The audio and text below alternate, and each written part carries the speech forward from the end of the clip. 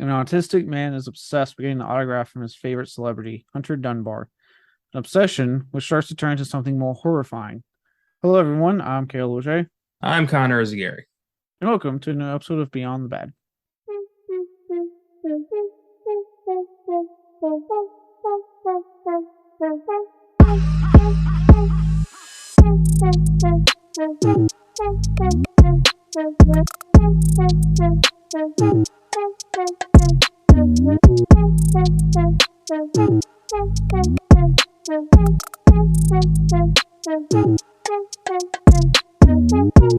Today, we'll be talking about the Fred Durst. Yes, that Fred Durst who did it all for the nookie and just wants to break stuff and just keeps on rolling. His directed horror film, The Fanatic. You're welcome for those three references right off the top of the show. Yes, 2019 horror film he wrote and directed, The Fanatic, a film which sees the famous frontman taking a look at an all too real issue for numerous celebrities working to this day. That's obsessed fans turning into crazed stalkers. Um, it is something that has proven in the past to make for riveting entertainment, while obviously hitting a string, especially for those who have dealt with this in their life. Um, Yet critics and audiences alike seem to agree this wasn't exactly it for the entertainment value. So with that, I'll shoot it on over to my co-host Connor for the Rotten Tomato score. I remember when this was announced and everyone just kind of like, oh, okay. And then it disappeared. And that is because it's rocking 15% on Rotten Tomatoes with a audience score of 28%. So pretty reviled. The critics consensus reads John Travolta gives it his oddly coiffed all, but the fanatic rings hollow as an examination of the way fan appreciation can curdle into toxic obsession. And I'd like to point out that he does not look the way he does in the movie on the poster. Like on the poster, he's got black hair, he's wearing a suit, and he has a butcher knife. None of which happens in the movie at all. So I don't know what the goal here was. I don't know who the audience was. I don't know if this really is even a horror movie. Like there's so many questions with this thing. Yeah, I mean, I want to. There's definitely some stuff I'm gonna bring up with my awards, but what's sad to me is that while I was watching this, I'm thinking like there's good stuff in this movie. You have actors committing to their performances. You have a basis for a really strong story, but it does a lot of things that are just really hard to look past for me, like the handling of mental health, the ending, which I'll get more into in my awards, how I kind of felt about like the very just strange, non-satisfactory ending by all fucking accounts. Um, so it's like it's weird because there's stuff there that I'm like, okay, you have a case for something that could have been really good and looked at something, and then you add in the fact that you have someone like John Travolta, who we know has had some ups and downs as in his career, but he's usually a pretty reliable when it comes to like performance wise good actor. Like he usually does a great job. And then you have for a lot of horror fans the return of Devon Sawa to the scene after a break from acting. Um and it was like, oh well, there's some real talent involved, even though we're, making a bunch of Limp Bizkit jokes because Fred Durst. And then we just got what we got, and it was like, oh, and I remember when it came out, I knew I despaired because every review I saw for this film was horrendous. Like, Blaze Disgusting did not say anything favorably. YouTubers I like to watch that review films were like shitting on it. Like, I didn't see one positive thing come out for this film. And I was like, well, that's why it disappeared there. Yeah. And also, Travolta regrettably has become box office poison. He hasn't had a hit in like a decade, maybe longer than that. I can't remember the last successful movie that John Travolta was a part of, which is really sad. And I think the guy's charismatic. I think he's a good actor. I think he's been a part of some great movies. But I think you should hang it up. I think it's done. I think Travolta's done. Yeah, I mean, if he hung it up, he'd be fine. You know what I mean? It's like just do it, do some maybe behind the scenes stuff, like maybe produce some stuff, so then you're still making some kind of income if that's what you're really worried about. But like, it's done. You know, we've watched them have like 3 or 4 chances at superstardom. You know what I mean? Like, or it left him, and then it came back in like the '90s with like Face Off and Pulp Fiction, all the stuff he was getting again, and then that quickly burned thanks to Battlefield Earth. And then I would say actually since then, I've only ever seen him associated with anything that goes like limited or straight to video. Yeah, it was. I mean, there was the Wild Hogs period, as I call it, where he was like showing up in like PG-13 comedies, because that's what you do when your career is in a tailspin. You start doing shitty PG-13 comedies. And then some Oliver Stone shit. I think he was in Savages. So he's He popped was up. really in that. Yeah, he's popped up in some good stuff, and he always commits, but just I think Gotti was the last straw for people. Yeah, I've heard some pretty horrendous things about Gotti. I liked it, but I'm a sucker for gangster movies. And yeah, admittedly, I probably do have to watch it again. I feel like I might hate it the second time. I don't know. Are we saying the like your recent revelation on the MCU films, there might be rose-colored glasses as well on gangster films that you need to Yeah, reevaluate at least this one? I'm not gonna say other ones, but at least this one. there's a lot of stuff I watch that I already have convinced myself I like. And I don't really think about it from there. I bet that's a recent revelation I've had, and now I've got to be kind of cognizant of that going forward and really, evaluate the project at hand. So, yeah, I'm going to be thinking about that a lot. Interesting. Yeah, it like I said, I don't want to get too. I'll get a little bit more into all these, especially like because it is interesting that like I'll get more into it on Development Hill, but the actors they bring on, like I said, you have Travolta who's had a rocky ass career. Like I said, you have Devin Sawa, who he was hot for back in like the '90s or 2000s. The dude was doing it, and then for reasons I'll get into on Development Hill, he kind of disappeared. He stepped away. He himself decided to step away from the limelight, and he's come back recently. And he's had a great resurgence. Unlike Travolta, he's not squandering it. He seems to be enjoying it. He's he was in the first season of Chucky. Mancini loved working with him so much he asked him to come back in season 2 as a different character. So he's come back in season 2. He has all these other movies he's been attached to that have been very well reviewed, since the Fanatic. So he's on, Yeah. he's at least had a hell of a success on his return. Yeah, and John Travolta is playing a creepy looking Santa in Super Bowl commercials. So success is measured differently by different people. Well, at least we have Sawa, and I do love Devin Sawa, so I'll take what I can get. But before we do that, I got kind of 2 questions actually. Okay. I couldn't decide on which one to ask, so I just fuck it, I'll ask both because I'm bored. All right. So first one, as we've mentioned, in all seriousness, without any jokes aside, the man who wrote this film is the frontman for Limp Bizkit, right? Fred Durst, right? At the time, girl, I look, full disclosure, I get it. I know they're like up there at Creed and Nickelback for you have to hate them. You have to be on that bandwagon. I actually don't mind some of their songs personally. I know you're not as into them. I don't mind some of their songs personally, but we've talked about this before. Neither one of us really jump on that bandwagon just to jump on it. But for those who want to, before you guys yell at me, I'm going to present the facts. And that is Limp Bizkit was amazingly fucking huge for a time in like the 90s, a little bit of the early 2000s as part of the new metal scene, not new NEW, new metal. So with that, them being what they are, a lot of people know horror and metal kind of have like a nice symbiosis, right? So for you, what I'm asking is how do you feel about like rock and metal artists deciding to make the leap to film, especially horror films, when they decided to like say, hey, I want to direct this or produce this horror film? I think as long as they know what they're doing, I mean, I think we can get quality entertainment. I mean, take a look at Rob Zombie, who has done a, transition into a pretty successful film career and done some classics, not a lot of them, but some decent films.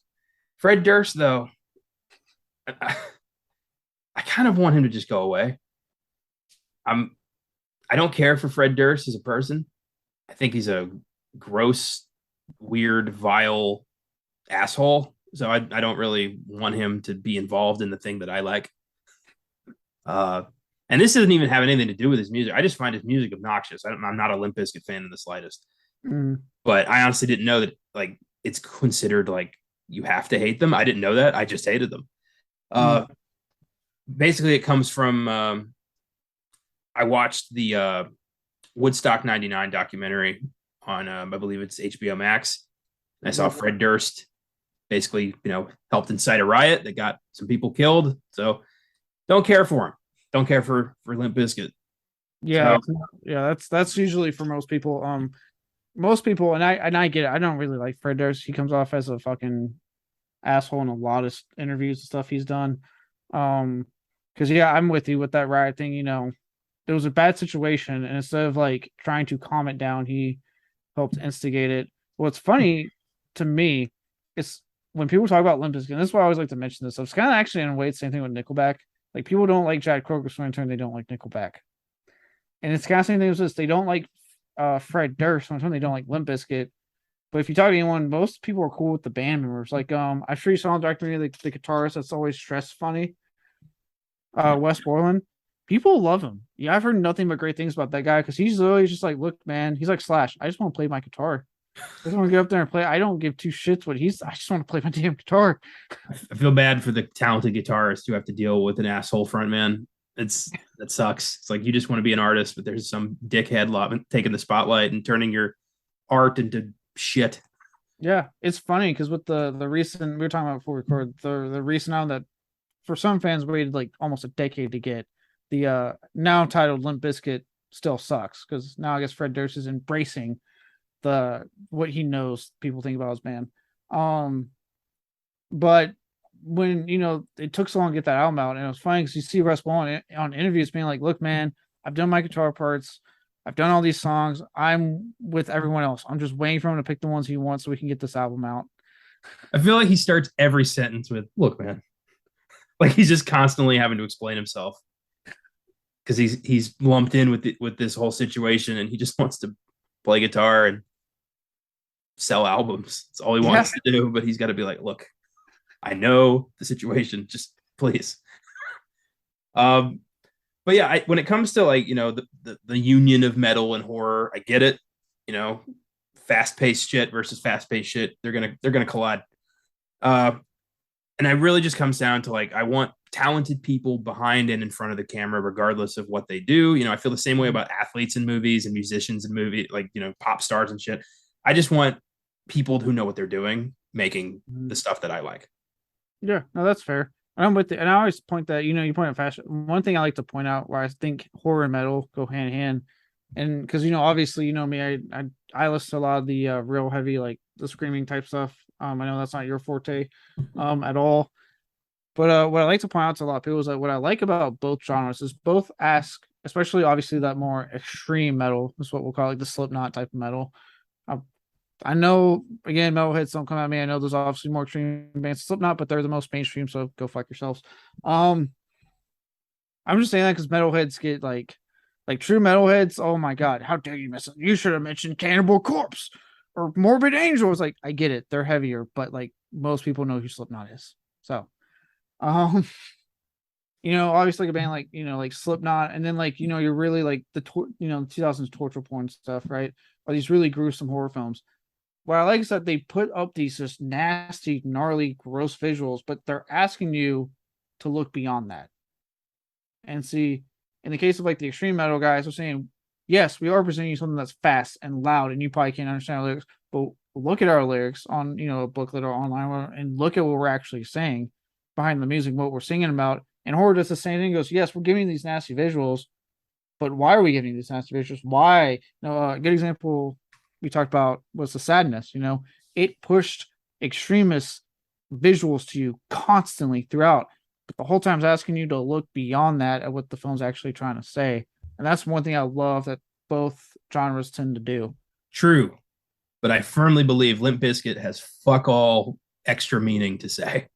Oh no, no, trust me, I did not mean Yeah. Limp Bizkit's not like that. With that said, there's bands that and movies that aren't trying to do that. You know what I mean? Yeah. Friday 13th's not trying to ask you the meaning of life. It just wants you to watch teenagers get hacked up.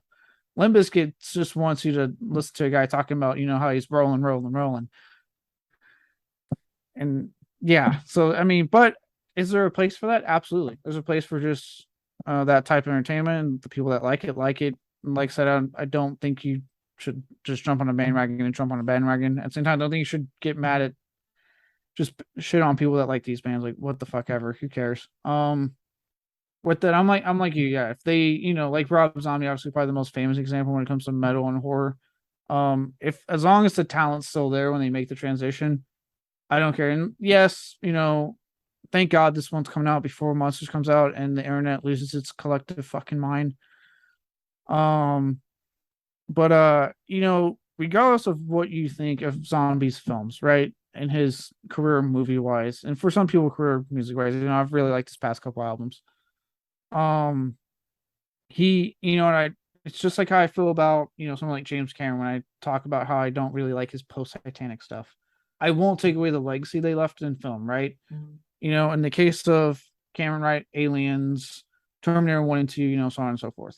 In the case of Zombie, The Devil's Rejects has become to this, very much a new modern horror classic. Like he put his legacy, his stamp in horror with that film. Now I'm not going to take that away from him. Regardless of what people, you may think about anything past that. Isn't Cameron's post Titanic stuff just Avatar? Yes. Okay, I thought so. And again, I stand by. I don't really like his post Titanic work as much as pre Titanic work. Fair enough. Cannot change my mind on that. I don't intend to.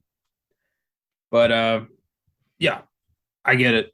There's a certain, especially with Zombie, there's a certain style he commands on in his movies and his music, and he just likes doing it. He just likes making cool shit, and I respect him as an artist. I do not respect Fred Durst as an artist at all. I like how you keep saying this as I'm trying to convince you to respect Fred Durst as an artist and human being, and I'm not doing that. I'm just making this clear to whoever is listening that I don't like him and I never will. I just want that on record as many times as I can make it known. All right. Well, on that note, let's move on. I don't know how to segue gracefully to the next question on that. Other than let it be known, Connor really despises Fred Durst and to an extent his band Limp Bizkit. Yeah, enough said. If I could get it in writing, I would. So with that, switching gears a little bit on the second question. This has more to do. I thought of it as we are watching the film. Oh, it's not we. We're not watching this together as I was watching the film. So what do you think makes the idea of like a stalker so terrifying to audience is my second question. Like what do you think makes this idea so fucking terrifying? That's a good question. We all as human beings have this instinct that we know when we're being watched. And just the idea that somebody is so obsessed with you that they are always watching, that they're waiting, that they're trying to needle their way into your life by any means necessary. That is absolutely terrifying. I mean, I was talking to a friend recently about a stalker situation that they're dealing with. I won't name them out of respect, but they've been dealing with this situation a lot like this, that they've had to get the cops involved. Like it's creepy. It's terrifying you can't do anything about it if they're not like actually like hurting you. It's just it's a constant boiling pot that is like about to explode, and you can't do anything until it's too late most of the time. Yeah, I've always been creeped out by stalkers and obsessives, and I think it's like some of the most like psychologically evil shit you can do to somebody is just stay in their life no matter how much they want you out of it. Yeah, well, I think to me in a way it kind of goes back to when we were talking about like what makes home invasion films so scary, right? And the idea of like not being safe in your own home, the place where you feel safe. I think it can kind of link it to stalkers as well. So I know that you live your day to day life and you live it thinking you're pretty safe. You do right things, right? You go do your errands in the morning in a crowded place, so nothing bad can happen, right? During broad daylight, you go to a good neighborhood. Hey, it's getting dark. Let's make sure we're on the same road. I'm home at this time, or if I am coming home late at night, I'm with a friend. All these things. And for me, being out at certain time during the night with my dog makes me feel a little safer than if it was just me, you know. Not that my dog can do much, but just having like the 80-pound German Shepherd lab mix helps. Yeah. Um, Well, so it's also just like this idea that like, what did I do? You know, what triggered this? Sometimes it could be nothing. It could just be like, I want, they liked your hair, so they've Mhm. chosen you to follow.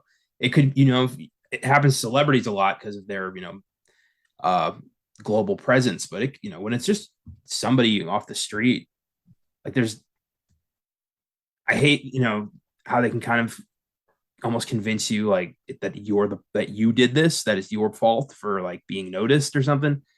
It gets in Mhm. your head in a crazy way. I It's fucking wild. I hope I never have to deal with that shit. Yeah. Well, that's what I was kind of, it's like I do all these things you do to feel safe, right? And someone, like you said, because of, I'll just use myself for example. Someone likes my tattoo sleeve, right? You know about my horror sleeve, right?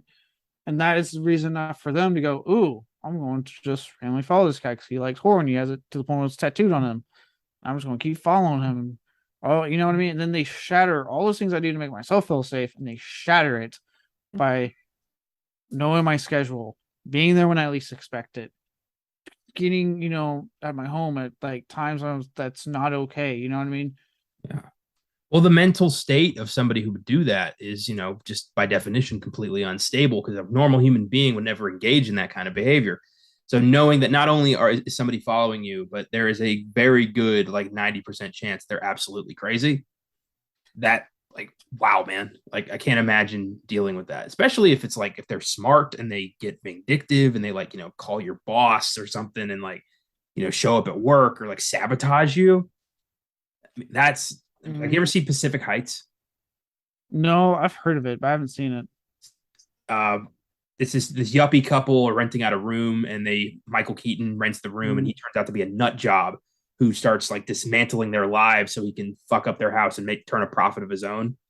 But he like lets roaches go in the house and like stalks them at work and like manipulates their friends. It's fucking crazy. It's so like, yeah, movies like that and like Fear from '96 with Mm-hmm. Mark Wahlberg and all that. Like stalker movies get in my head. I love psychological horror, and you could do so much with a stalker story. Yeah. Yeah, I do. When you say work, that freaks me out because, like, I'm, for those of you who haven't known yet, I'm in the military, so I go to base for work. Like, I have to show them my ID to get onto the base. Um, that would freak me out if I got to work and they were there because I know what I have to get through just to get to the fucking place I work at. So it's like, wait a minute, why are you here? What do you mean you have? That means you have access to get into the space. Yeah, it's creepy, man. It's makes for a great horror movie, but makes for a very frightening true story. And I just feel bad for anybody who's had to deal with that. Yeah, and I know we make jokes a lot about how we, when you hear about like we make jokes obviously about like financial stuff with celebrities, like oh, how can you complain about this contract stuff and you're making all these millions? I do generally feel, all joking aside, feel really bad and terrified for these when you hear about these celebrities that get stalked and like these fans that just get obsessive because like okay, being keeping it kind of the horror realm and they have conventions and stuff we can go to and meet celebrities, they understand a level of awkwardness and shyness when a fan is meeting them. You know what I mean? Like, hey, you're meeting someone you've idolized probably since you were a kid. It's a big moment for you. But then when you take that, what is an understandable level of like, hey, I'm just really nervous meeting you. You have someone I've been looking forward to meeting. Take a picture and get an autograph, and you take that to the next level of like, this isn't cool anymore. Yeah. And you start following them and knowing everything. Like that's when it's like, what are you doing? And I do feel bad for those celebrities because like all they did was make something that, guess what? You're not the only one that enjoys that movie. They have tons of people across the United States alone that enjoy that movie. Well, it takes a certain, level of just I won't say abusive, but like a neglectful childhood, I feel like, to create this kind of mindset where you relate to film or music or a television show to the point of absolute obsession where that becomes your entire life and you can't separate reality from art. And that's scary. Like I never I can't imagine the kind of fan Stephen King has to deal with. I mean, that's where Misery came from. But like I hope I never meet him because I don't want to look like an Annie Wilkes. You know what I mean? I don't want to be like, oh my god, I'm your biggest fan, because he'll be thinking, oh god, not another one. Mm, So it's like, yeah, it's that yeah, celebrity like double edged sword thing. I can't imagine, like, people want to be famous until they're actually famous. yeah. Yeah. And that's it's actually because as you know, me and Josh have gone to CryptCon when we were up in Washington. Um, like again, like in my case, right? What's success was that I met PJ Souls the first year I went. She was in the original Halloween and also in Devil's Rejects, a bunch of other stuff. I got nervous and I blushed, but that was understandable. She was cool about it. She said her line to me, gave me a hug. Kind of like calling like, hey, it's cool. I get it. But I didn't take it a step fucking further. You know what I mean? I didn't get all creepy. I just had my moment of like, oh my god, I'm meeting someone I've seen on TV in a movie I fucking love. Yeah. She's here in person. Like, oh my god. But yeah, I didn't take that. So I got my picture. We talked. I got my autograph. And I moved on. I got the autograph framed hanging up on my wall. That's it. Yeah, the adoration is one-sided, and there's some fans who don't realize that. Like, they think that because they watch this film, they have a personal relationship with with one of these actors, and that is dangerous. It's, self-destructive, and it gets people hurt. So, Yeah. like, if if you ever have that problem, seek help before things get out of control. Yeah, because that Adrienne King from the original Friday 13th, she's Yeah. recently doing conventions recently. And when we went to CryptCon second year, she was there. And she mentioned her story of being stalked. And one of the reasons she kind of was like scared to do these conventions because she had a fan, not from a convention, but a fan of the films, stalk her and really scare her and mess her up there for a bit. And it wasn't until recently that I think it was Amy Still and some other Friday 13th, alumni that were doing the circuit, right, doing the convention circuit, kind of talking to us like, hey, look, that, we know you had a scary ordeal, but like there's a demand from these fans and want to see you at the convention. They're not all like that. Like most of them are very sweet, nice people. And she decided to take the chance. And luckily, she took the chance. She's doing it. She's loving it. I see her name on convention stuff all the time. But she did because of it, because of that fan taking it too far and getting scary and obsessive.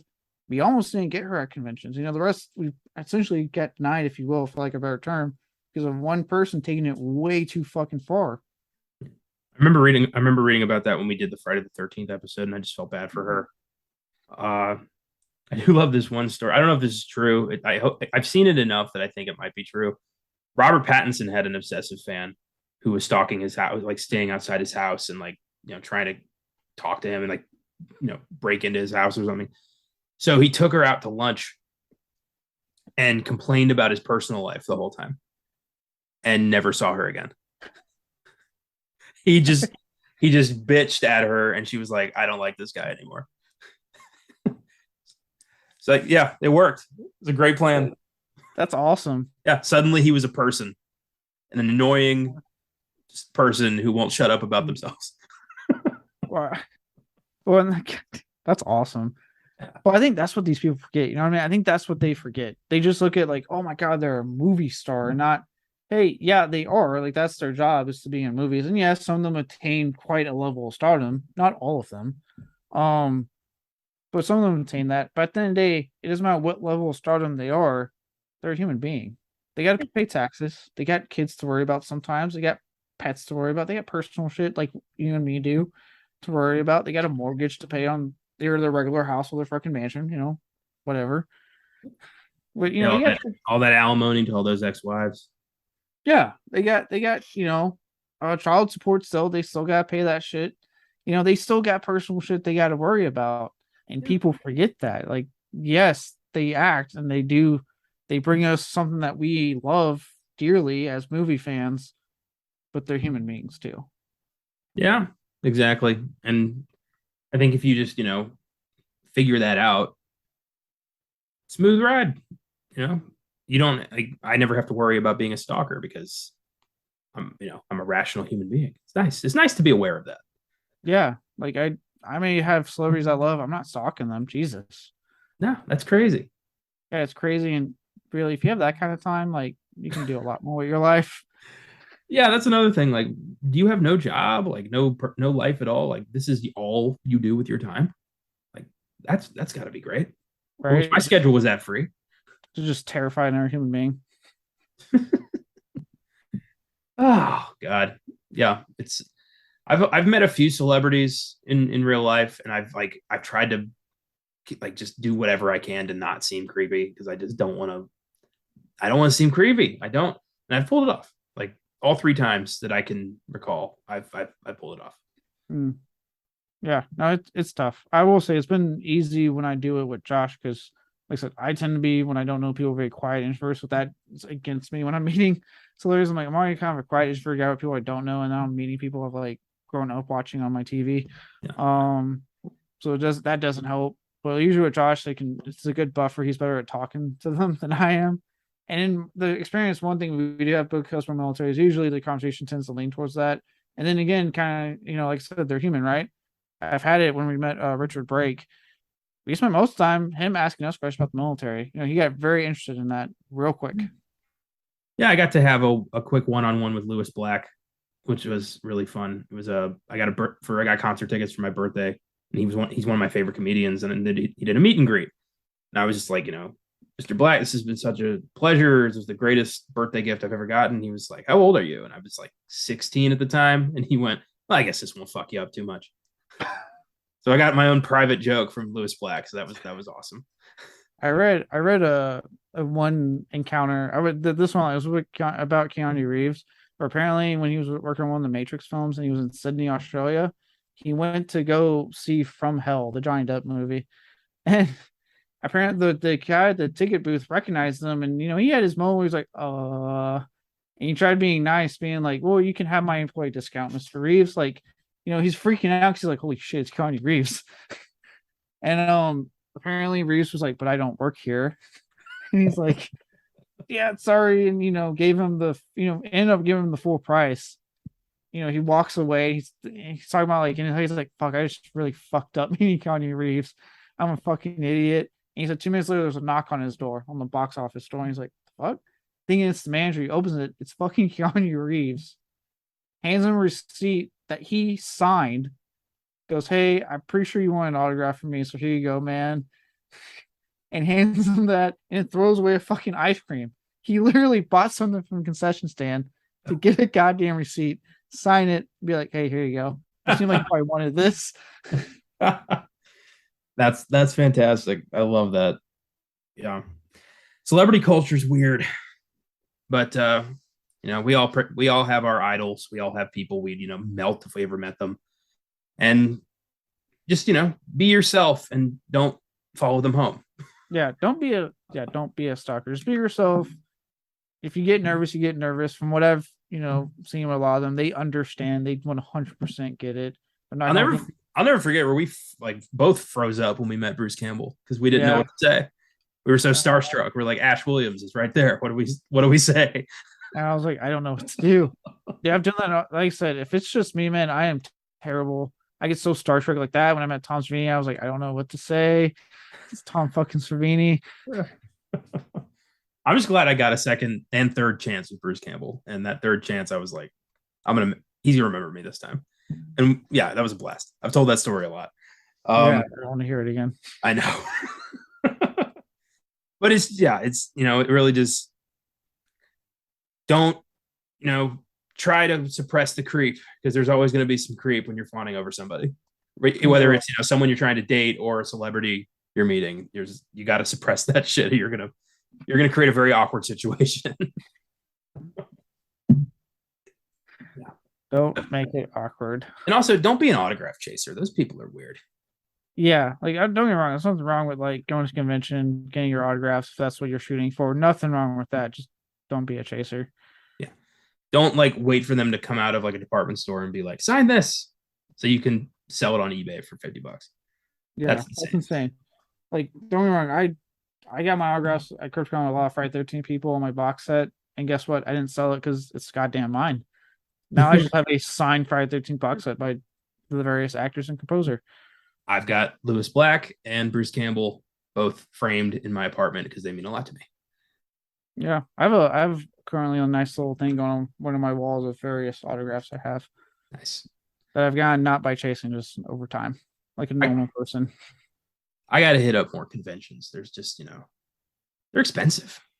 They can be. You have to be prepared with conventions. There's like the price to get in, and you got like have a plan on if you want to hit up any of the vendors. Because I recommend hitting up vendors as well, because there's some really cool things there you can get. So I always say, Oh, yeah. look at the vendors, get some shit from the vendors. Last Comic Con I went to was like 8 years ago. I got a Smallville lunchbox and a S-Mart badge and a X-Files like encyclopedia. So Yeah. yeah, I love cons. It's just like you got to pay to get in, and then it's like everybody to get an autograph. It's like $50-$60 per person, and that's just insane, man. Yeah. The horror conventions tend to be better on that. They're still about 50-60, but it's usually a combo. And they'll have the actual options like it's 20 if you just want an autograph, or 30 if you just want a photo, or 40-50 if you want both autograph photo. And No. they used to do a thing where it was like they would charge differently if you want a autograph from one of the pictures they brought or something you brought in to get signed.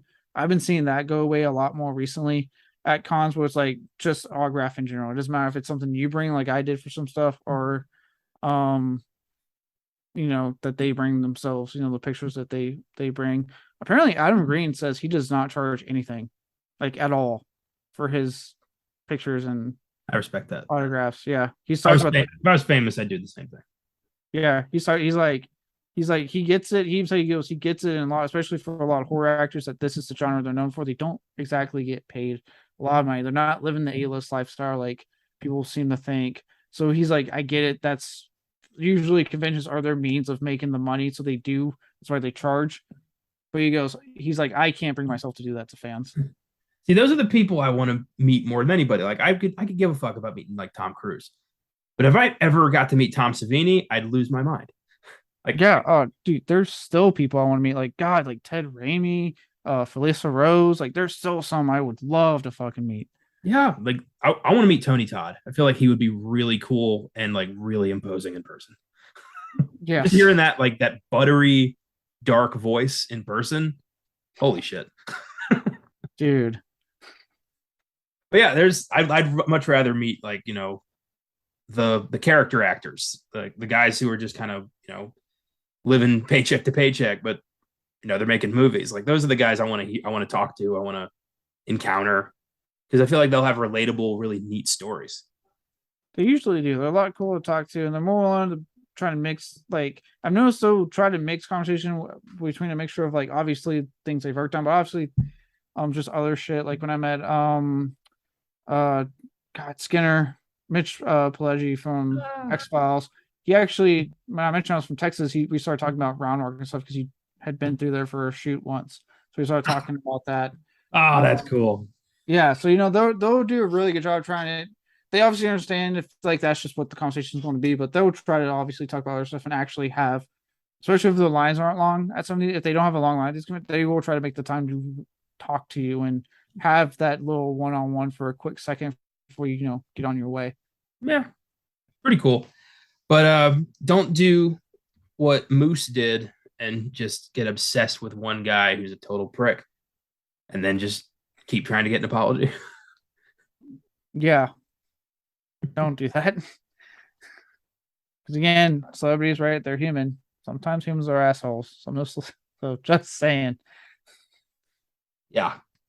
Then turns out absolute power corrupts absolutely, even if it's not all that absolute. Yep. Not all celebrities are Keanu Reeves, is what we're saying. Unfortunately, they're not all Keanu Reeves. Nah, that would be actually kind of boring. It would. I mean, if anything, it just means that when him and like people like him and Brendan Fraser, and you hear about how great they are, you're like, it makes you happy. You're like, there are good ones working. Yeah. Cool. With that, I feel like I didn't expect that question to go down the road rabbit hole we did, but I'm glad I added that second one. Unless you have more to add, let's get into this short little development hell. Yeah. All right. So again, this is not gonna be a lot, but luckily we know enough about a lot of these big names involved to kind of expand. So the origin for this film actually starts with Fred Durst himself. So like I said, regardless of what you guys think of the band, they were huge for a time. They had their fans, right? Hence why we had the issue like you brought up with Woodstock 99. One of the issues was that was a large fucking group of fans. among many other things involving with Woodstock 99 that made it all go to hell. So he would actually base this story loosely on a real life incident in which a fan of his band, Limp Bizkit, in case you didn't know, stalked him. He even had the clothes of the main character wears, the Hawaiian shirt, like the shorts, and those were based off the clothes of that stalker. How empty is your life when you're stalking Limp Bizkit? I mean, for God's sake, have some respect for yourself. Stalk a band that matters. I mean, seriously, that's pathetic. I know that's not the takeaway I'm supposed to get from that, but that's all I'm thinking is like, that's what you picked to base your entire weird obsessive life over. You chose Limp Bizkit. Jesus. I love how that was not the take I thought we were going. God, you're saying you should have one up and just done Nickelback? If you're gonna be a stalker, you can do better than Fred Durst. You know what? If you're gonna take anything away from this, there's my advice of the week. Stalk higher.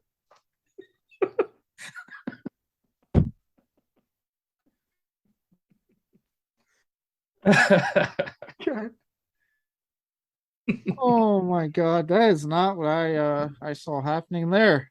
That was lovely. But I mean, hey, that sucks, I guess. Yeah. Unless this guy like scared Fred Durst and it, kind of pushed him away from music. In that case, well done, guy. It was just one of those days. I see what you did there. Thank you. Yeah, so I'm really not going to expand on Fred Durst. I feel like we've done that enough. They're a huge new metal band. People get on the bandwagon to hate them. If you like them, you like them. I really don't give a shit. I don't mind their music that much. But yeah, they were huge. They had their fans, and they're one of the main bands, unlike bands like Korn and Slipknot stuff that just did not survive the 90s all that well. No, but they have, Korn especially. Like, I don't know. I like what Korn's doing. Like, they're doing something different. I like when you're doing something different. Yeah, and you also like, again, I know you're not huge, but yes, because you gotta remember, Korn actually started. They've been kind of honored as the band that really kicked off the new metal wave in the '90s, because they really a lot of the things they were doing and what new metal became happened after they came out with their first album. And what they were doing on that, so they've been credited as being like the biggest, like, this is what metal is in the '90s type of bands when they came out with their first album, and Blind came out, and that Are You Ready? And it just launched. Yeah. So to their credit, they did start something. They've had kind of a rocky career, as most fans know, but I like them. They have their place, and like you said, they've done something different. They got their place in the metal world for sure. There was an episode of Monk where they were stuck in traffic and somebody needed to use a bathroom, and the only bathroom available was Korn's tour bus. So Korn was like, "Yeah, we'll help you out," and then they helped Monk solve a mystery. So that was my introduction to Korn. if anything, it shows you how huge they were to be on fucking TV shows as like, hey, we got Korn on this TV show. Yeah, like 2005. Yeah, that's how mainstream. That's what's crazy to me. Sometimes when people are like, "Man, metal's not mainstream," and you're right, it's not as mainstream, but like there was a time when like someone like Korn was on a fucking hit TV show. Hell, they debuted a song on South Park. Yeah, Korn's Groovy Cartoon Mystery. I remember that. Yeah, that song they played, it debuted on that episode. They had worked out a whole thing with them for that to be like the premiere of that song. I remember Limp Bizkit being on South Park. Just saying. Success is measured differently, and I'd love to know what they consider to be success. I am going to take pot shots the entire time. I hope you're aware. I got that at this point. In case you're thinking this is his first film, I was just as shocked as everyone to find out this is Fred Durst's third film. He previously directed both The Education of Charlie Banks and The Long Shots. Education of Charlie Banks is a drama with Jesse Eisenberg, young Jesse Eisenberg, and Long Shots is a comedy with, I think it was Ice Cube, I believe. I might be wrong on that. Shit, I forgot. I don't want to be wrong. I got you here. Continue. But yeah, so not apparently his first rodeo directing. He's done these. I am not sure if he's directed any Limp Bizkit videos. I know that happens a lot in metal.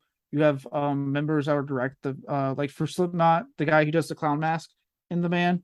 Yeah. He directs a lot of Slipknot videos. They just use him to direct. The Long Shots, 2008, directed by Fred Durst. It's a PG biopic of Jasmine Plummer, who was the first female to play in Pop Warner football tournament in its 56-year history, and she was only 11 years old. No. And who do you get to make that story? Fred Durst. He I know Keke Palmer's in that. Who else was in that? Ice Cube. Okay, it was Ice Cube. I think I saw the poster and went, "This looks like a comedy," and I didn't probably actually read the Wikipedia. No, it's a comedy. It's okay. IMDb has it listed as biography, comedy, drama, family, sport. Oh, okay. So I guess Durst is just dipping his toes in every genre. Is he like? Should we expect a sci-fi movie in the near future? Oh God, Fred Durst in space. Well, I mean, he did this when he was supposed to be doing that new Limp Bizkit album, and that's finally out. So maybe he has time. Maybe movies were just his way to avoid handling the album. He's like, oh, goddamn, I don't want to make the album. I'll make a movie that'll keep people off my back for a few months. Wes Borland's calling him, "What the fuck, dude? I just want to do guitars for this album. Why are you making a movie?" He turns like, "Hey, John, you want to take this?" And Travolta's like, "We're making a movie here. Just give him some time." He has a guitar in his hand. He's just playing it like, "No, I'm playing it right now. I need this." Damn it, Fred, we're doing this over the phone. That's the only way we can make this happen now. Oh, God. Yeah, cool. I don't know. Whatever. I guess when you have enough money, you can pretty much, like, your hobbies are a lot bigger than the rest of ours. Yes, apparently. And it costs a lot more than ours. Now, the film, I'm going to go ahead and bring up the two actors. I kind of want to talk about both of them a little bit. So the film is notable for starring both Devon Sawa and John Travolta. So first, I want to talk about Sawa, just because I want to knock him out first before we kind of get into Travolta. I don't mean that. I just really like Sawa. So in his case, right, this was the beginning. This was one of the early films he did to kind of start get back to more high profile roles in a way. This was like him kind of coming back to Hollywood. For those who don't know, Devon Sawa, right, big kid in the 90s, early 2000s. He had Idle Hands. He had Final Destination. He was on top of the world. He was appearing in a lot of stuff. He was doing a lot of things. And he has admitted that he started kind of burning some bridges. He developed kind of a drinking problem. The success was getting to his head. To his credit, he's fully admitted to all this. He's been like, "Hey, it's kind of my fault." He decided to take a step back. He even, I believe he moved out of Hollywood. He's not even in LA at all. He moved away, worked on himself, got like clean and sober. And now, luckily it worked. He's married with kids now. He's come back. And since then, it's been nothing but great for both him and the fans. Since then, he has legitimately, even with this film, kind of attached, he has reclaimed his status as like a beloved actor in the horror genre again. He's done stuff for Fangoria. He's been on the Fangoria Chainsaw Awards. He's in both seasons of Chucky. He's had, he's attached to a lot of different horror projects. Like, he's come back in a really big way. And I'm just very happy. And I want to point that out. That's good. Yeah. Not a lot of people can, burn bridges in the 2000s as a teenager and then show up 20 years later as a DILF winning everybody over. So good for him. The amount of people, I didn't realize that they were like thirsty for him. Like, because I follow him on Twitter, and he's, other than people that are thirsting for him, he's hilarious on Twitter. He has one of the funniest Twitter accounts. He's great, but I did not realize how many like people just go gaga. And hey, look, I'll say he's aged well. I'll give him credit. Like, yeah, handsome man, and I'm glad he was able to get clean and reclaim a career. Not a lot of people can do that.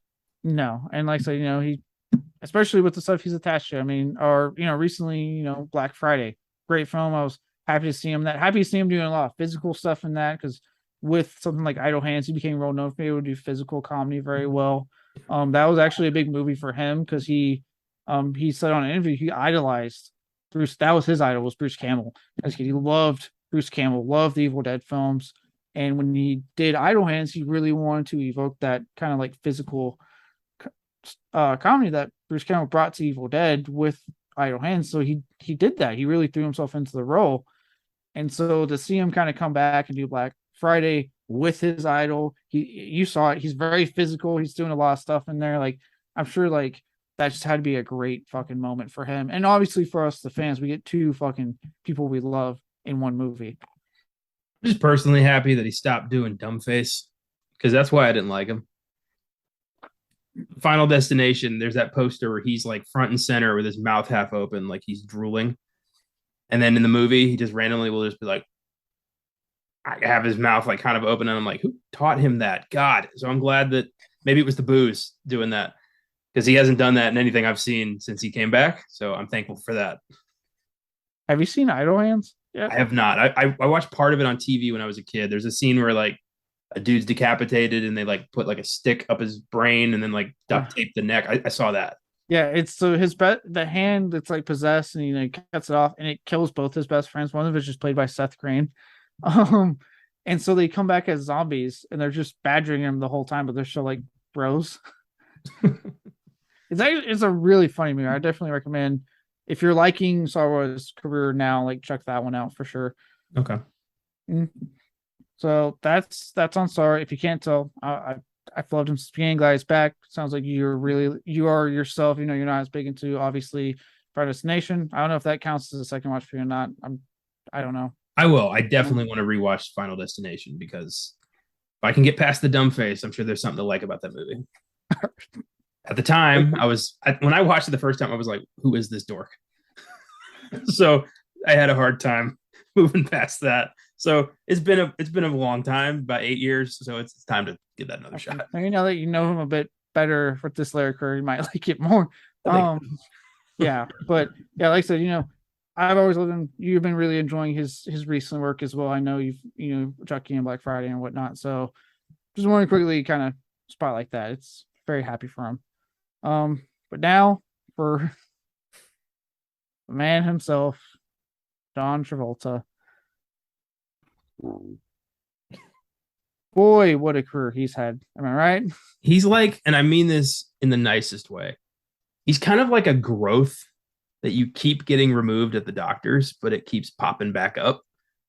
And you're like, it's familiar, so you're not like afraid of it, but you're like, I don't want this anymore, but I can't get rid of it. And I just, yeah, I don't know. He keeps squandering his chances. He keeps making horrific decisions. The whole, Battlefield Earth is going to be bigger than Star Wars. Yeah. Okay, John. And like, no, I think it's time for him to just stop. Yeah. And, and what gets me is this, what to me kind of makes it sad. I haven't heard anything negative about the guy. Like, I haven't heard he's difficult to work with or anything. Like, I haven't heard anything like that come out of like from people. Like, by our accounts, he's not a bad dude. He does his job. He's easy to work with. As we even in this film and a lot of his bad films, he commits. He doesn't ever. I've never seen him really half-ass a performance yet. He commits. He just had like two cases of falling off the map, and apparently after Battle for Earth, that was the biggest one. And he did have, like you said, a brief moment where he starts doing things like Wild Hogs and other stuff. All those didn't do that great, and it's like he has just never been given a new chance since. Not because he poured everything into a mob movie that nobody saw. Like he made weird deals with like foreign companies that don't exist anymore, like everything to finance this movie. He made Joe Pesci get fat and then fired him. Like Gotti was such a parade of terrible decisions that I think everyone just kind of was like, we don't want to deal with John Travolta anymore. And yet he keeps getting invited back to the Oscars for like stunts and shit, He's just kind of woven into the fabric of Hollywood. And, if you rip him out, the tapestry is just not going to look right. No. And it also sucks in a way because I feel like we still kind of root for him in a weird way. Because obviously, he recently, his wife passed away not too long ago. We'll get in, he's lost a son. Like the guy, he's had some hardships he's had to endure in his personal life. Yeah. And, when things like that happen, as we kind of saw, obviously recently, a more recent case we've talked about before is Brendan Fraser and the hardships he's gone through and like where he's at now. There is that part of you that's like, I want to see him, get through this and see him reclaim that, at least have something reclaimed amidst all the other stuff that's kind of gone on in his personal life. And this movie ain't it, but it does suck. All that, and you're like, but this is not it. Not it. That was a yeah. Should be a comedian. No, but it does suck. You know what I mean? Like you root. You want to see him have that film that brings him back. You know what I mean? Like Brendan Fraser's about to get obviously for The Well. I'd argue he had some stuff before, and then I've been watching Doom Patrol. But obviously The Well is probably the most high profile one, the one most people probably don't see. I wonder if Travolta's like too proud to go to TV, because I feel like that'd be a good next step for him to try to reclaim some acclaim. That would be nice. It would, especially in this world of like streaming, man. Like, I've been saying it. TV does not, to me, it obviously does not have the same status it used to, right? It's not no longer a second rate. This is the end of your career thing. Like streaming is really made so like you can be an actor that does both, and that's not a problem. Well, I wonder if because he started in TV with Welcome Back, Kotter, that he's got some like he would consider that a career step backwards even today. He is from, yeah, he started that way, and that was from his period of time. It was like that. Yeah. He's got hangups, man, and I'm sure his association with the Church of Scientology ain't helping. No, so I don't see it. I don't see him ever coming. And what was it? I'm actually just thinking about it would be so easy for him to just be like a detective or something, in some TV show. I thought you were gonna say like he'd just be a cop. I was gonna say that actually. I was like cop, detective. Like just leave Hollywood and like become an actual cop. No. I mean, TV. It's on my mind because I saw that trailer for Dahmer, the Netflix show that just came out, which I'm totally checking out because Evan fucking Peters as Dahmer's inspired casting, in my opinion. Also, you haven't seen enough Evan Peters. That man can have a role like no other. Yeah, whatever. How dare you? But just because I saw that, I'm like, he could easily like get a TV gig, a recurring gig as like a cop or detective. He did do that. People versus O.J. Simpson. He did that.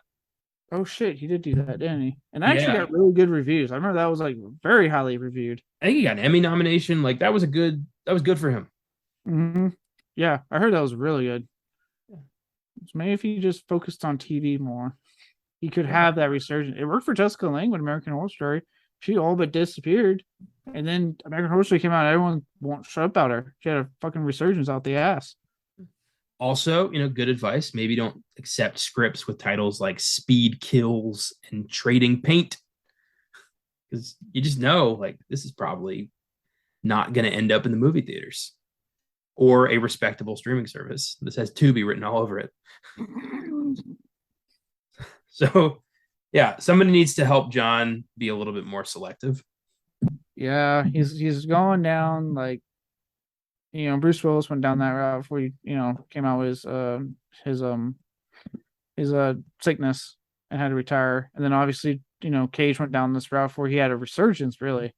Thank God on that one. Sorry about the Bruce Willis one. Did not want to hear that in my fucking lifetime. Yeah. But I just don't see the same thing happening for Travolta. There's been so many opportunities given to him and doesn't take it. They've been talking Face Off 2 for quite some time now. I wonder if he's that desperate.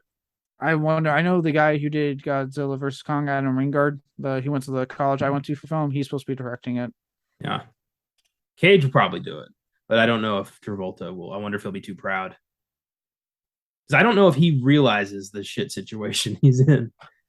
That's the thing. Like, he never seems to be worried. Scientology must be fucking funding him to live a good life for him to not worry. Maybe there is something to those auditing sessions. Maybe we got to get clear. It's the only way to be truly happy, Caleb. No, I will not. No. God, on that note, let's go to reason things about in regards to this character.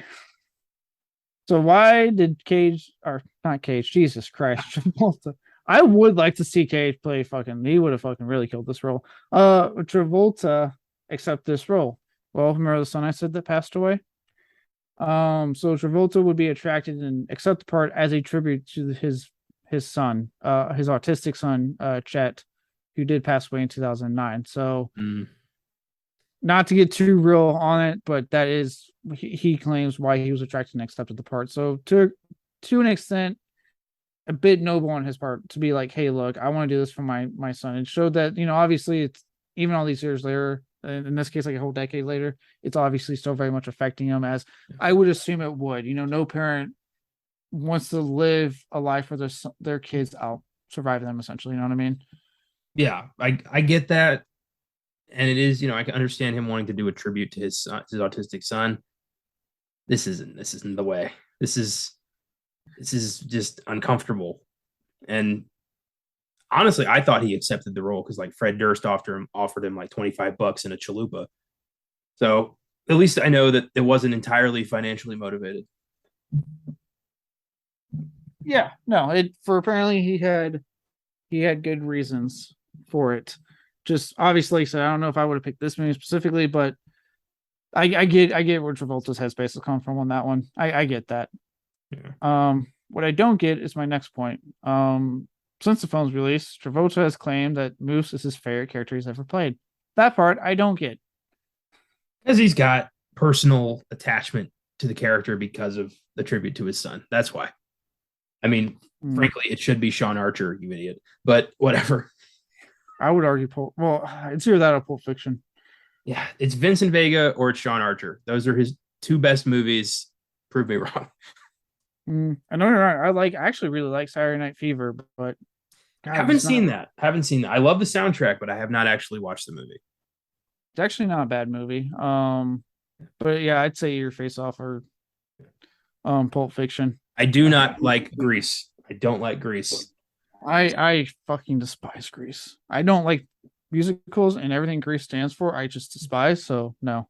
A friend of mine, I recently found out, also does not like Grease, and I'm not going to lie, it brought us closer together.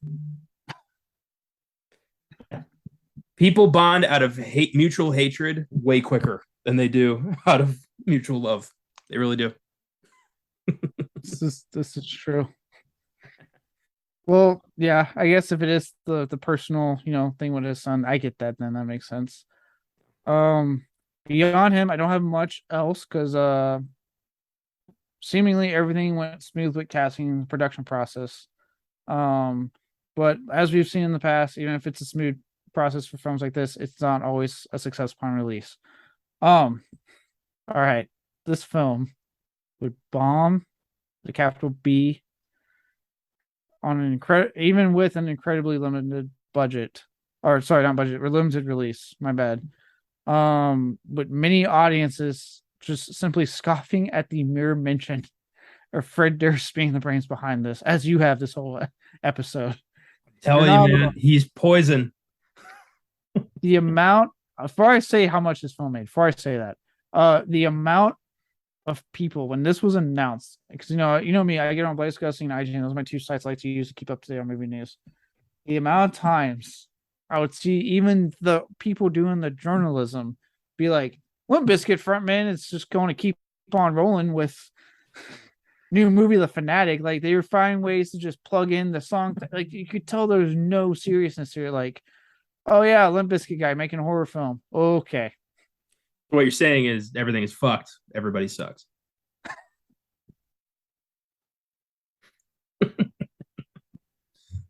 I wanted to get one in. I was waiting. I was like, come on, I can't keep the one that gets all these lyrics in. Yeah, I tell you right now, when I heard Fred Durst did this, I'm like, oh yeah, I totally get why this belonged with this show. I didn't need to look at anything else. I'm like, Fred Durst made it, bring it on. There's no way he made anything good ever. Fred Durst, bring it. Let's go. I imagine the premiere of this movie was like in the back of Fred Durst's house, not mansion, house, with like a pickup truck, bed holding a video, like a camera projecting on like the back of his house, and like Travolta's there, Fred Durst is there, and like some press who got paid to be there.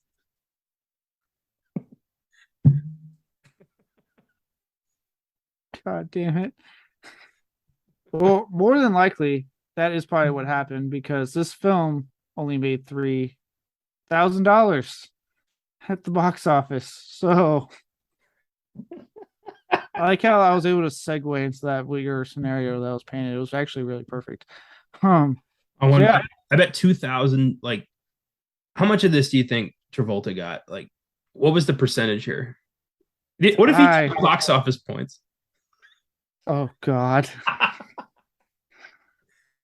Oh god. It's actually I've seen limited films that don't make a lot, right? Like they only make a couple of thousand. But usually it's like you know 500, 600,000, somewhere around there. It's not 3,000. I very rarely if ever see a number like this pop up. Yeah, that's like I could finance that shit. It's crazy. Like when your box office is less than my bank account and I'm fucking nobody, that's pathetic. Yeah. It whew. Oh boy. Yeah. This would also in turn reportedly the worst movie opening of John Travolta's career. So if you didn't think he was already done because of Gotti, this film did not help.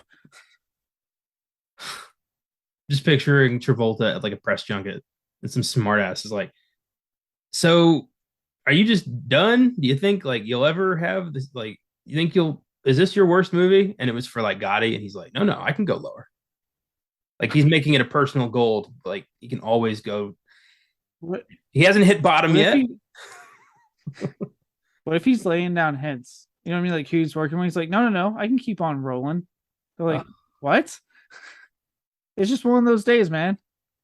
Jesus. He's just laying the breadcrumbs for what he's already talking about. They're like, why does he keep? Someone's like, why does he keep quoting Limp Bizkit? Just picks up a hot dog and starts chomping. He's Okay. yeah. I wonder. I do think he is not aware of where of the state his career is in. I think he's in this weird state of blissful ignorance because he keeps getting invited to the Oscars. I'm about to say, I think they need to stop inviting him to the Oscars for him to go, wait, what? Yeah, because that I think to him that's like he made it and he's still on top of the mountain where he doesn't realize that he fell off Everest a long time ago.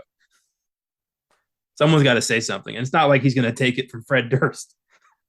So somebody with some who commands respect has to tell him this. I'm sorry, you had a band that no one likes and you're trying to tell me what to do? Okay, Mr. Durst. Oh my god. Oh, this is fun. Yes. Critics, as we mentioned, would be just as scathing. With some, obviously going after them, but they're also a lot kind of digging into what we've been kind of, especially my buddy here, Connor, have been making fun of, which is Fred Durst directing the fucking movie. A lot of it had to do with them. And luckily this wasn't a case of wow, they're really going after this guy with the movie itself is good. It's like, oh no, they didn't after this guy. The movie itself is pretty bad. So kind of worked out in this regard. Yeah, it's kind of awesome when like fan disgust, critic disgust, and just general dislike of a human being can all unite as one to make to review a movie that is literally bullied out of existence. Sometimes it works. Sometimes they need it. I know this is the one time in like audience critics just all heard the words Fred Durst directing a horror film. What the fuck?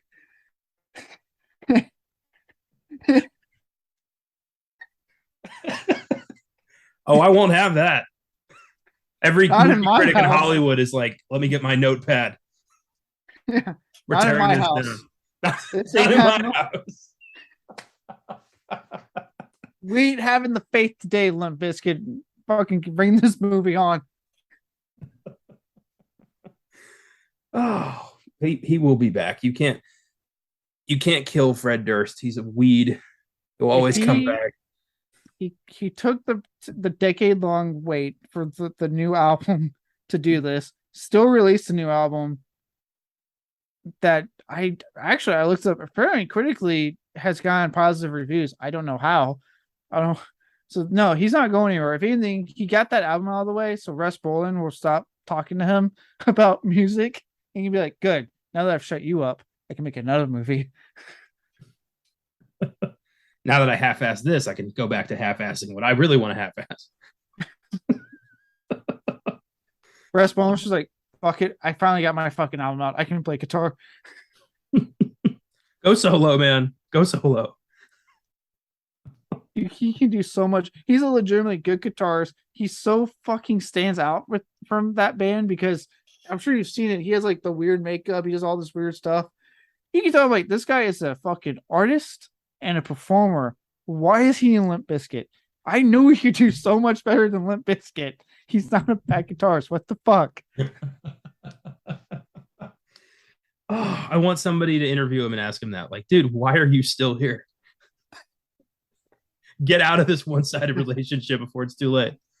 Do what Mark Tremonti did from Creed and do Ultra Bridge with Miles Kennedy and actually have some respect in the industry. Form a super group with the rest of Korn and just be like, Corn Biscuit or something. It's not the best metal band name, but then again, neither is Korn or Limp Bizkit. You don't even want to know like the disgusting fucking reason Korn came up with his name. I don't. It's fucking vile. So keep it to yourself. I'm not gonna say it on there, but I will probably tell you one day because I'm that kind of friend for you. You can tell me when we're done here because yeah, you're going to anyway. I probably don't. I mean not tonight, but yeah, they revealed their reason because I was always I'm like why Korn and with a K. Then they revealed the reason how they came up with it. It has nothing to do with food. It has to do with something else. And I was like, huh? When I found out where Limp Bizkit's name came from, I was like, yep, I knew I didn't like these guys. I actually don't know where their name came from. I didn't bother to pay attention. Limp Bizkit is the name of a game that people like weird dudes play where they're all jerking off in a circle and the first person to come on the biscuit has to eat the biscuit. So also a sex thing, which is how Korn got. God damn it. Yeah. It's either the first or the last person. I don't know. Somebody's going to have a bad day.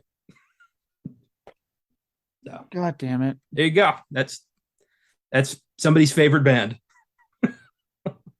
Anyway. All right. I'm not going to make it worse with Korn's name. I do actually like Korn, but the band, not that. Well, and the food item. I do like the food item that has Korn. Who would assume that's what you were talking about? Well, now I'm paranoid because I'm thinking about why they called them. So I'm like, not that reason, not for that reason. If you have nothing more to say, we can move on to our awards. Okay.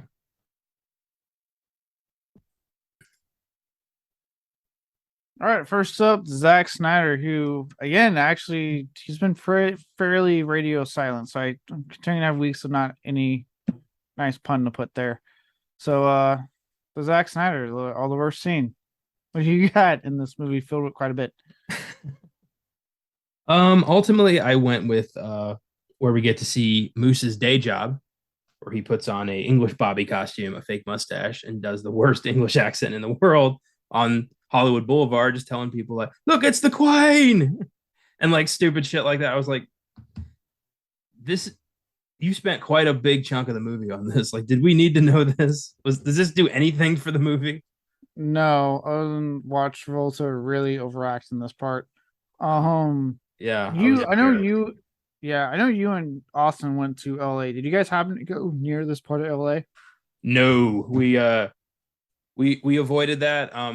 Actually, the Chinese theater where they usually have those weirdos, they were having a premiere for American Underdog.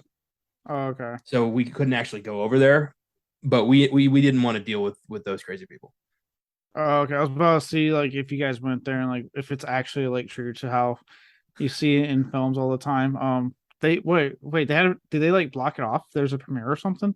Yeah, if it's an actual like they've got red carpet people coming in. They got like Zachary Levi was there for his movie. Like they don't want weirdos accosting people who matter. Oh, I get. I'm saying like for locals, I feel like that would be such a hassle. Like, God damn, we have to drive around this again. Yeah, kind of. It's LA. If you're not inconvenient, you're just poor. That's true. But I mean, I'm sure if you live there, you probably used to something like that happening all the time. So I get it. I just didn't know they actually like sure, like, no one can cross this area. Fuck off. It's a premiere. You fucking plebes. Pretty much, that's what it's like. Whenever there's a lot of theaters in LA, and whichever one has the premiere of like a big movie, it's blocked off, VIPs only, and if you aren't famous, you can fuck right off. I get it. That's why LA always looks so nice in movies because they're like, let's just present the version that is only good for those who have money. Yep. All right. That's a good one though. I did not write that down. I had a couple written down myself. I had like the black and white fucking flashback that is supposed to give us insight into like Moose, but really doesn't. I had that written down, but what I ultimately went with, and look, I'm not going to tell you what you can do as the writer director of your film, but also there's this little thing called a little bit of overindulgence. Even Rob Zombie hasn't done this as someone who does a lot of music and also movies, and he does put some of his music in his movies. Like the title song for House House Corpses is the song, and actually it kind of works in that regard. But in this case, this was way too much. And that was when Sawa playing, Dunbar, trying to impress his son with real fucking metal music from his youth, puts on Limp Bizkit in the car. And what kills me is like I had to look up the song. So I'm like, what fucking Limp Bizkit song is this? Because it's not one like the ones you hear all the time. No, Fred Durst went the extra mile and picked off the EP, the only critically acclaimed, even haters like this EP of Limp Bizkit. Because it's the only time they stepped away from their shit they always sing about that, where people just roll their eyes at and got serious for a second. And it's the song called The Truth, which I guess has to play into the movie. I didn't bother. But just the fact that he not only took a song from his discography, but was like, not just any song. Because he could have just gone easy and be like, let's put in fucking break stuff or Roland or Nookie or anything in there. And he's like, let me get the one that even the critics were like, no, we actually like this. You know what I mean? Like he had that high, I guess, like pretentiousness to an extent about him and be like, no, the good stuff. The thing that everyone likes. I'm like, I had to look that song up, dude. I doubt that was artistic indulgence and more just Fred Durst didn't have enough money to finance his own music, the hits anyway. And B, I'll be talking about that later. I can just imagine he's going to like a producer. So I want to put in break stuff. He's like, we can't afford that. But it's my song. Yeah, we can't afford that. What's your runner up? I was thinking Roland. Nope, not Roland either. My Generation. Ooh, God, you got to try again, Fred. Come on. Anything off Results May Vary. No one liked that album. No. How deflated do you think Fred was when he realized, like, oh, I can't afford it? Huh. I guess a B-side will do. I guess off this EP that everyone liked, but it was an EP, so it didn't get a huge release. Nah. Oh well, Fred. All right, fair enough. Then we'll talk more about it later. But yeah, as far as my thoughts, it just was so. Like I said, I have nothing. I get it. Like I said, I know Rob Zombie for the credit sequence during House of Thousand Corpses. He plays his House of Thousand Corpses song. A lot of his early films are named after songs of his, but it doesn't feel indulgent. I can't explain. Like it doesn't feel indulgent. It just feels like a natural part of the movie for him. Whereas this just felt so fucking indulgent and like, oh my God, are you serious, dude? Rob has earned it. That's all I got to say. Fair enough. We'll get into it later then. So with that, we'll just move on to the Ed Wood, the worst line. I have two. And real easy pickings on this one. So yes, what are your two? My first one comes from Todd the God, who I can only imagine was like, I swear to God, I thought that was Fred Durst. He's talking to Moose at one point, and he's trying to get him to be part of his scam. And he says, "We are going to be making mucho Donald Trump." Who the fuck says that? Ever? This was in 2019, right? Yeah, I'm talking all of human history. No one has ever referred to money as Donald Trump. No, they haven't. But I was just going to make a joke about it. A MAGA Republican would make that comment. That's why I asked. Like the year was when he was in office, right? I think it. Yeah. Yeah. Ugh. I guess they just wanted to make Todd the God as unlikable as possible. They already achieved that when he's like beating up a fucking autistic dude. Like The second he already called achieved himself that Todd the deal. God, I'm like, oh, okay, we hate this guy. Yeah, Todd the God. He's doing dumbass, to me, just dumb, not even fun to watch. Stunts on the street. And like I said, he has this whole thing was antagonizing a fucking mentally ill dude. So like, no, you've established I'm not supposed to like this guy one bit. No, I don't need more. so that was, yeah, I rolled my eyes at that. And then the other one comes from some narration towards the end from Leia, or Leah, however you say her name. Leah. Leah. Okay. And she says it's when he enters Dunbar's home for the first time, and she says, Moose didn't just cross the line. He fucking nuked it. It's like, whoa, why don't we slow down there? A little hyperbolic, don't you think? I mean, he nuked it. I don't know about that. That line would have worked had this film gone further with its scene with that section of the film, because that section was actually incredibly short.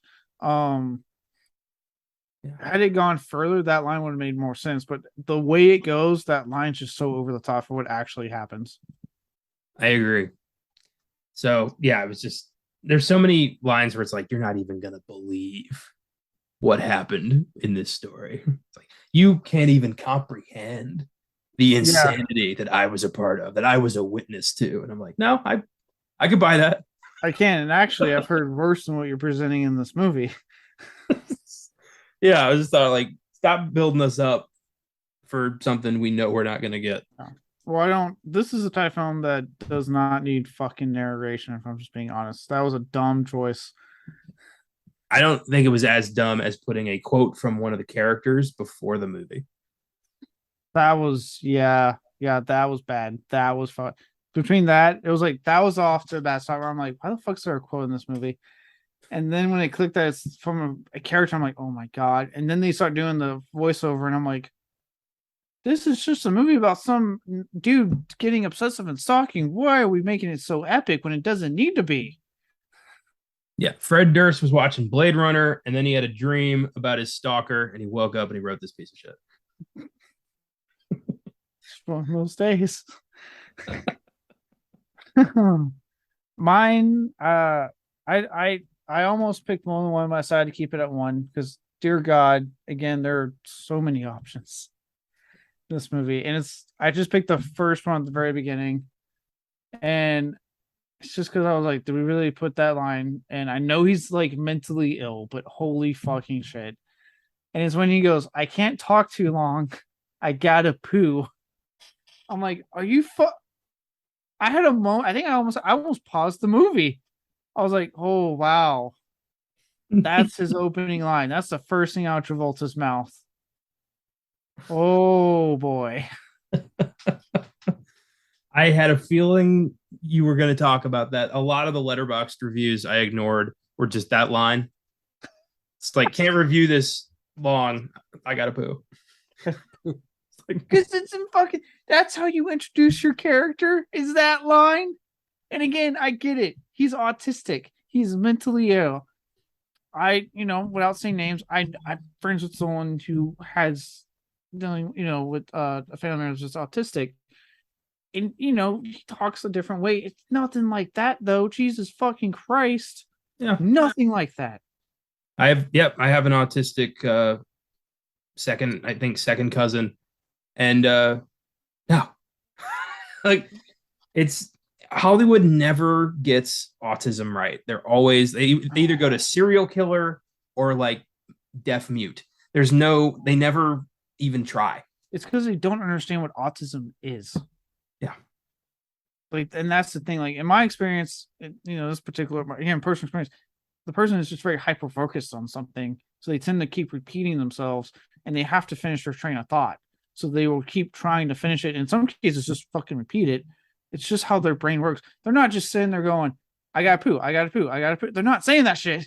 Like, it's not shit like this that's coming out of their mouths. Believe it or not, people, like, no. At the end of the day, yeah, they're autistic. They're still human beings. They're still people. Yeah, it doesn't. What really bothers me is every single, like, oftentimes whenever there's an autistic character in a movie, 9 times out of 10 they got a fucking backpack. Like I That's don't. with any mental health issue. They have a backpack, and they always have some reason. They always come up with a reason why they don't have an actual adult figure watching over them.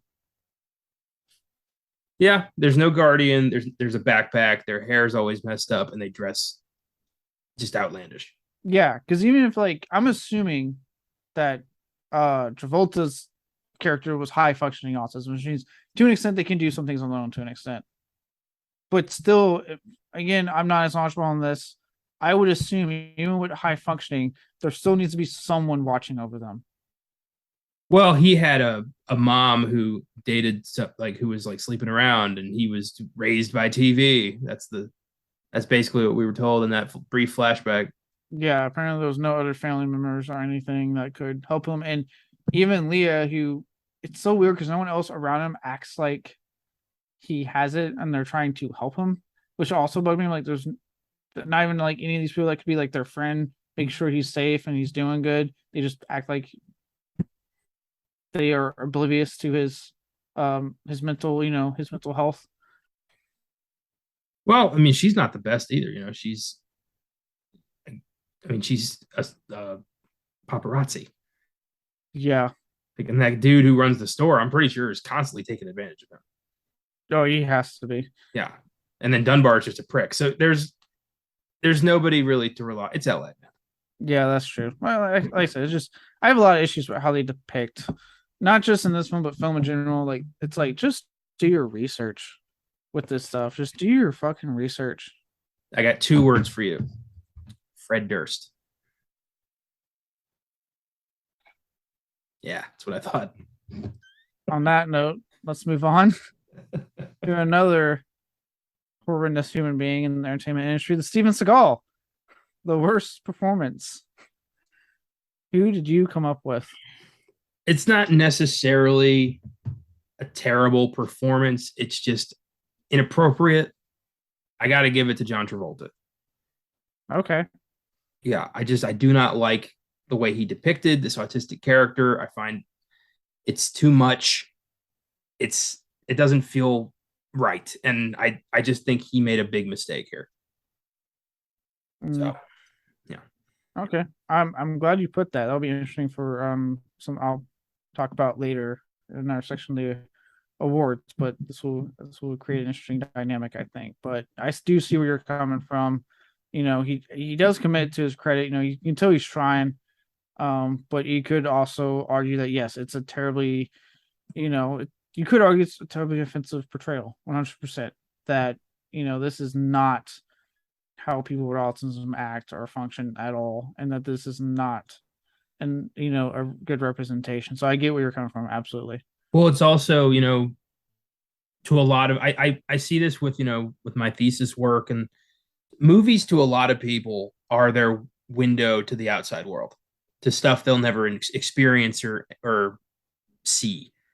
So to some people, like they're gonna watch this and think, oh, that's how autistic people act. Like, and I don't like, you need proper representation on all fronts so that people don't believe that goofy shit like this is the norm. Yeah. Yeah. No, yeah, it's and something that's obviously been kind of in more recent years has finally been getting Hollywood's been getting attacked about a lot more recently in recent years. Is representation diversity, right? I know we talked about on the show before, rightfully Hollywood's finally getting pushed back on, like, hey, you need to have more than just a right straight male as the protagonist, as a character that we follow. Like, there's other people out there that exist. This is a world with billions of people on it. There are many races, many sexual orientations, many gender identities now, and obviously another one is many people with different various forms of mental health issues, whether that be autism or OCD, legit OCD, not what we like to joke about, but actual, like, you've been diagnosed with it, bipolar, schizophrenia, things that people live with every day of their lives. And I do think there are cases where, people who don't struggle with these issues can portray them in an accurate and respectful way. We just very rarely see that. Yeah, no, we very rarely, and like I said, it has happened, and I think sometimes we very rarely see it. And then because it's been done so badly, you always get that. There's always going to be backlash when it's someone that isn't in that, you know, community, whatever it may be. And to an extent, I get it. I do, because there's been so much bad representation. Obviously, like it'd be more ideal just to get someone who is in the, the LGBTQ community, who is, black for that role, who is having that kind of mental issue. Unfortunately, there's also not that much. You can only work with so much, but I get why they want that. I understand completely. I feel it myself, as a Hispanic man, I see, misrepresentation in film all the time. And it really bothers me when like a white actor plays a Hispanic role, or, as a film fan, it really bothers me when people like Fred Durst make movies. It's not over until it's over. But yeah, representation is important on all fronts. And if you're going to play an autistic person, maybe do a little bit more research than just getting a backpack. Fair enough. Wow, you're going to make it. You're making my slight defense later for some award that much tougher. I'm going to stick to my guns though. I just now know I have an uphill battle to fight here. So for mine, I went with the guy playing the dick we talked about earlier. Jacob Grodnick is the actor's name that played Mr. Trump Muchacho Money, whatever the fuck it was. Oh, Todd the God. Todd the God. He plays Todd the God. Mainly because I just absolutely despise this character with every fiber of my being. That's why I put him down. The actor's definitely doing a good performance for me to hate him this much. Yeah. But fuck me that I just want this character off the screen. So much. Yeah, I agree. Watching, Travolta snap and start strangling him was one of the few bits of the film where I was like, okay. Yeah, I was like, you know what? Kill him. Do it. Go on, do it. Yeah. And then he's like, let that be a lesson to you, or something like that. Or he says, like, what? You're not worth it, after he almost gets killed. Yeah. Yeah. I was like, damn it. Could have had that one. So yeah, that's why I put him down, because I fucking hated his character. From the moment he was doing his Chris Angel fucking shit on the street, I was just like, all right. Everyone want to see a show? And he starts shoving a fucking nail in his nose. Yeah. Like, wow, okay. Yeah, and I was like, dude, you can just go to a shop and they do that with way less blood and professionally and quicker. A lot of tattoo shops do piercings in case anyone wants a fucking piercing and a tattoo. And also, his partner, world's shittiest pickpocket. Like, it was so obvious what he was doing. He was like just cartoonishly reaching into people's pockets. Oh yeah. Well, and also he's just as bad, if not worse, of a human being than him. It's like, God, you two should just fuck with how meant to be you are for each other. I hate both of you. I wish there was a gene that like prevented douchebags from reproducing. Like somehow the body knew and it just turned that off.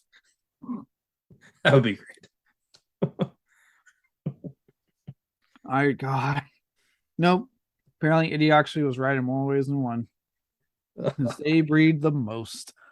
On that note, the Michael Bay, speaking of assholes, worst filmmaking decision.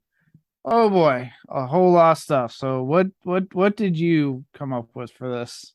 So I did have the whole, autistic representation thing as my Michael Bay award until the scene where Devon Sawa decides to introduce his son to Limp Bizkit.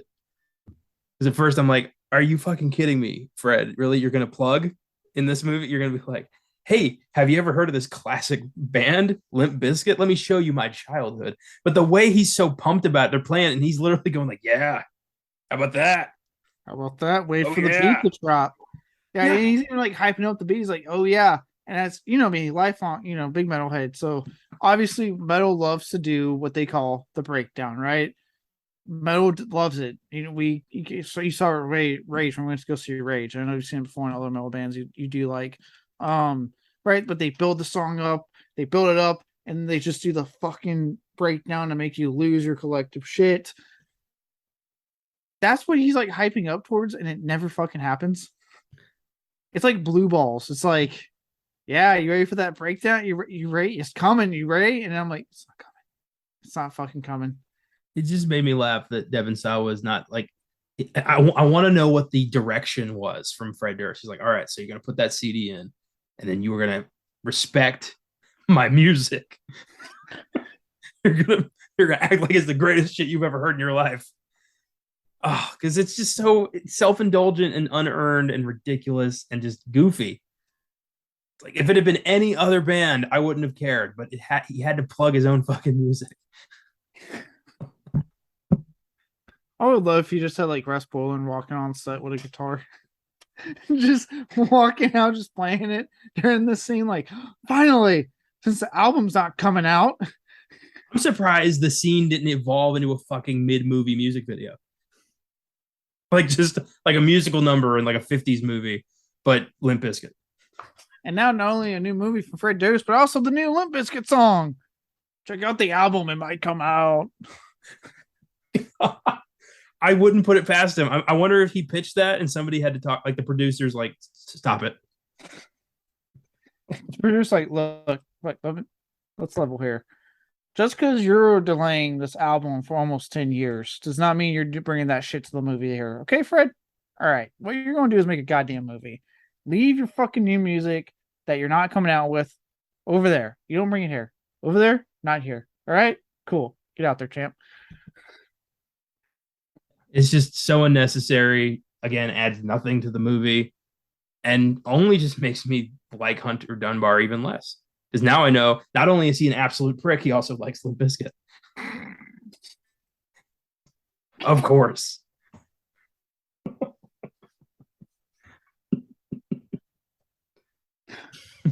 Oh, God. What an episode so far. That's good. Yeah, no. Yeah, I'm pretty much with you. Like, I get it, especially like, these guys, like when these time obviously make Strangeland, Rob Zombie's career, they're going to be tempted to want to put in their music, but it has to actually work in the context of the movie. This is such clear this is just masturbation, like for Fred Durst. Exactly. Can you imagine if, like, in the middle of the Devil's Rejects, Captain Spaulding is like, "Hey guys, what do you think of Rob Zombie? You ever heard of him? Check out this music." Isn't he like the voice of a generation? Yeah, that's the shit Fred Durst pulled. And that's no. You don't get to do that. You easily, like, the whole opening title sequence easily just could have been a fucking Limp Bizkit song, and I would have moved on in my life. And like, well, it makes sense because Fred Durst is directing. I wouldn't have thought anything of it. I would have been like, okay, cool, whatever. Yeah. But he points it out. He stops the movie to point this scene out. Soundtrack is fine, but mid-movie, like, bonding moment between father and son, no, thank you. I don't need that. Also, like, if you're trying to get your son or daughter, your child, I'll keep it gender neutral, your child into your music, may actually play good classic stuff. Like, I know me, my dad, some of the first stuff I got introduced to was like Sabbath and Zeppelin and AC/DC and things like that. And then I acquired my taste. My dad ever tried to introduce me to Limp Bizkit. We're not talking anymore. No. Even like, yeah, if I ever introduce any kid I have to music, I'll, especially obviously like the 90s, 2000 era that I kind of got into, it'll be like Rob Zombie and Slipknot and Korn. Actually, I would say Manson, but he kind of tainted things for people. Yeah. Thanks a lot, Marilyn Manson, you son of a bitch. For me, he was supposed to make a movie, never happened. Thank God. Yeah. So me, I kind of went more with the themes of the film, right? And that was having this film's climax completely muddle and fuck up whatever message you're trying to make with mental health and stalker obsession. Like, something is trying to be said here. You can watch. I'm like, something's trying to be said about mental health, about obviously stalker, especially about stalker obsession within the celebrity culture. But then the end comes, and the whole I sat there for a minute going, what? I'm like, okay, so let's just break it down, right?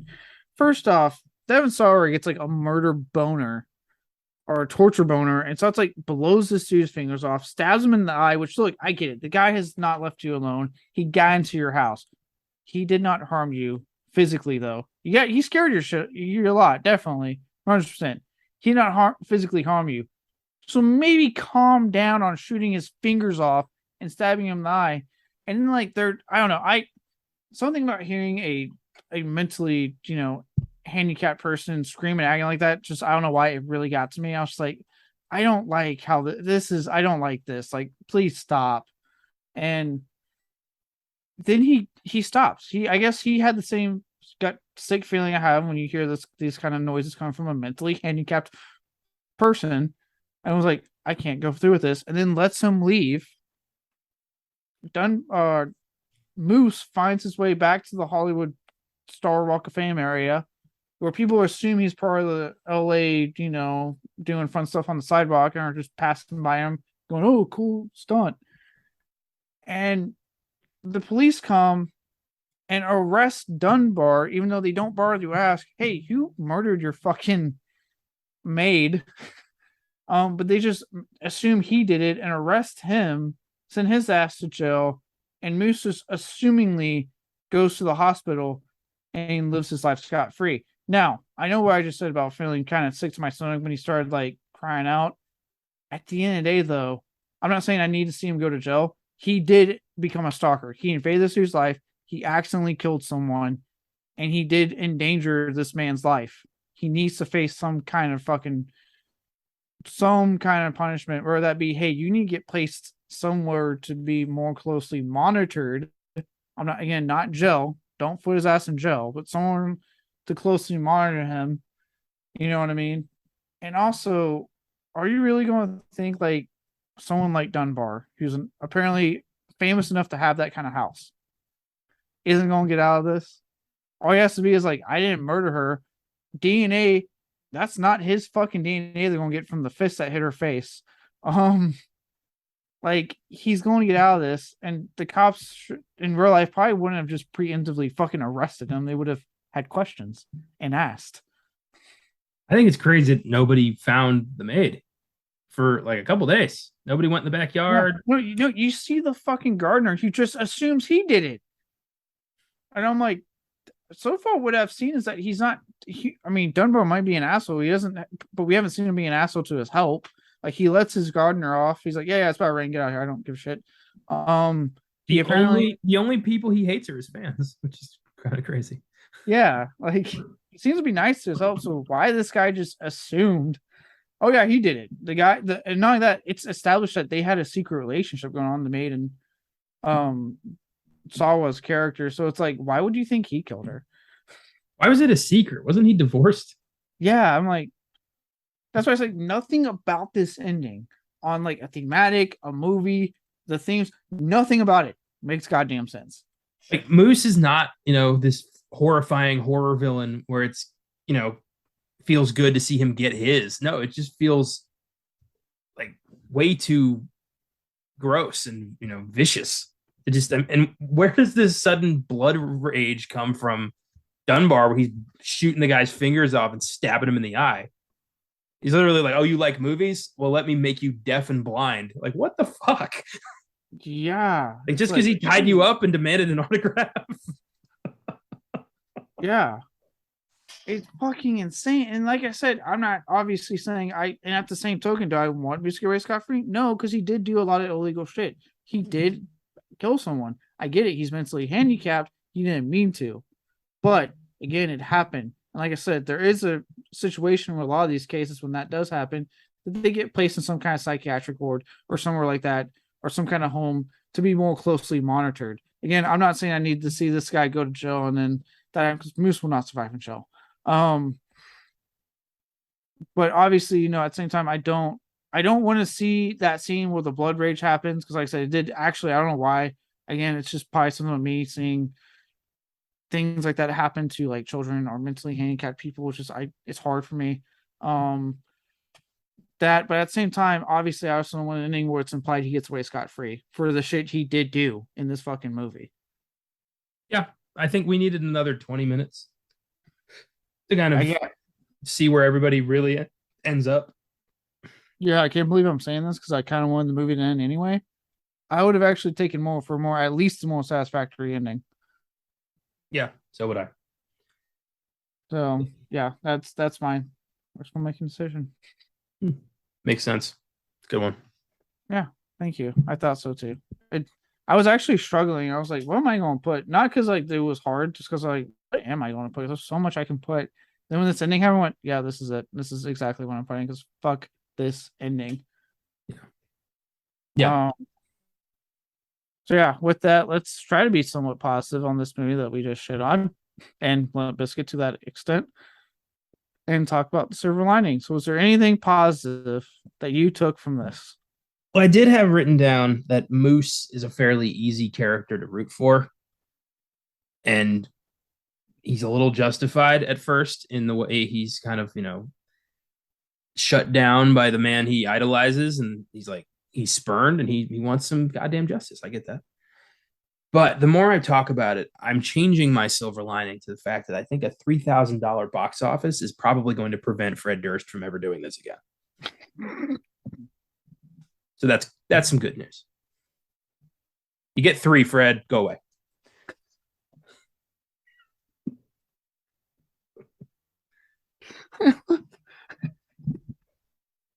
I love you just find a way back.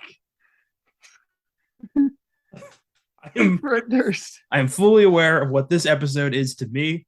I am not straying from my path until I'm good and ready. Ooh, okay, that's good. I didn't think about that. That's good. I like what we did there. For me, kind of hinted out earlier, and I realize now you've made this incredibly hard for me because you have a lot of good, fair points on John Travolta.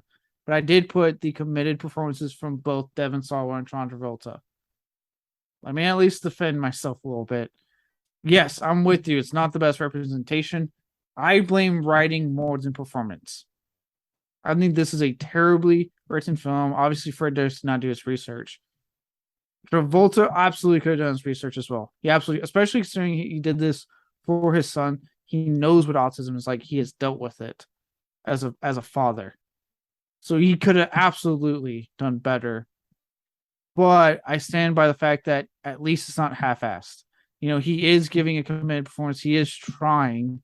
And I've talked about before, the worst thing to me an actor can do is half-ass something and not do their job that they're fucking paid money to do. He's at least doing his job that he's paid money to do.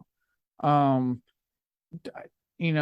like I said, he to the point where, yeah, I do think that because of it, I probably wouldn't have felt the way I did during the whole blood rage, stabbing in the eye, the ear scene, the way I did if it wasn't for Travolta's performance in that moment and really selling things like that and selling that, this is a guy that, has something wrong and isn't seeing things the way normal people do. But like you said, at the same time, does feel spurned by this asshole celebrity to an extent, right? So that's where I'm coming from, if that makes sense with John Travolta. With Sawa, it's just, again, my happiness to see him back. Beyond that, it's just that the dude's he is to me a very good actor. I really, he really commits to his performances. And I've never really seen him play an asshole before, which he actually does a fairly good job here. He seems to be really enjoying it. Wait, I lied. There was Chucky. He played the asshole dad in the first episode where he got his, and then we got his twin brother. He actually really went for it there. He said some words I'm not going to repeat on here. But he doesn't. It's a role he doesn't play often. He's usually a very likable presence, and for him to kind of say like, "Let me just play an asshole for a bit," and commit the way he does, like he did good. I liked, and I did like the part where he is playing along with Moose to escape. But that was actually really interesting part. Hunter Dunbar, hell of an actor. But yeah, you make fair points there. It is, for what this is, the performances are pretty committed, and yeah, without them, this would be somehow way worse. Yeah, it would be a lot worse. Like I said, at the very least, the actors they're trying. They are trying to work with what they were given. I'll give them that much. Nice. I'm glad you were able to find something a little bit more substantial than me in this movie. Yeah, like I said, you made it hard as soon as you started explaining the reasons for John Travolta. First one was like, well, shit, yeah, right, yep. No, I can't. It's like, shit, this is making this one harder. God damn it. I'm not sorry. I would do it again.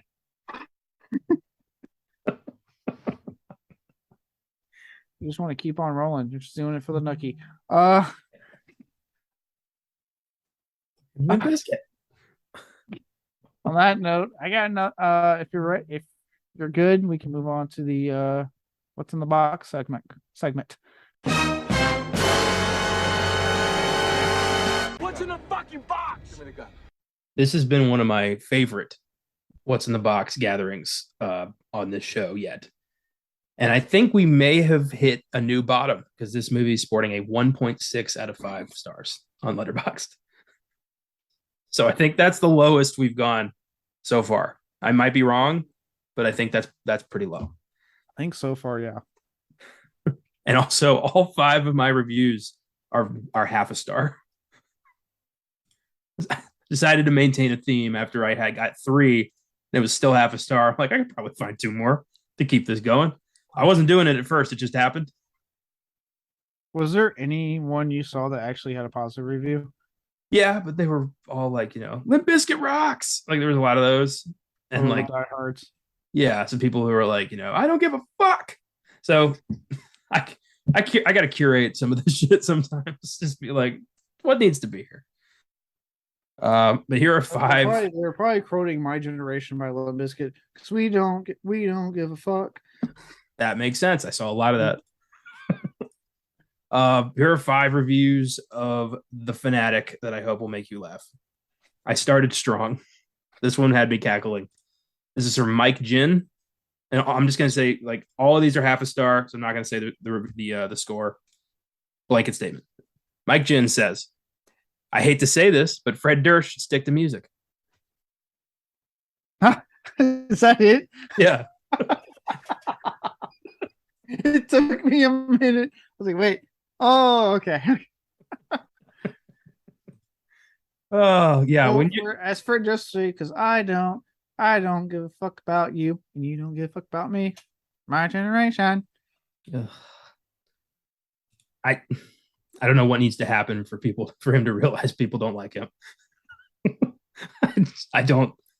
You think $3,000 box office would have done it, but nope.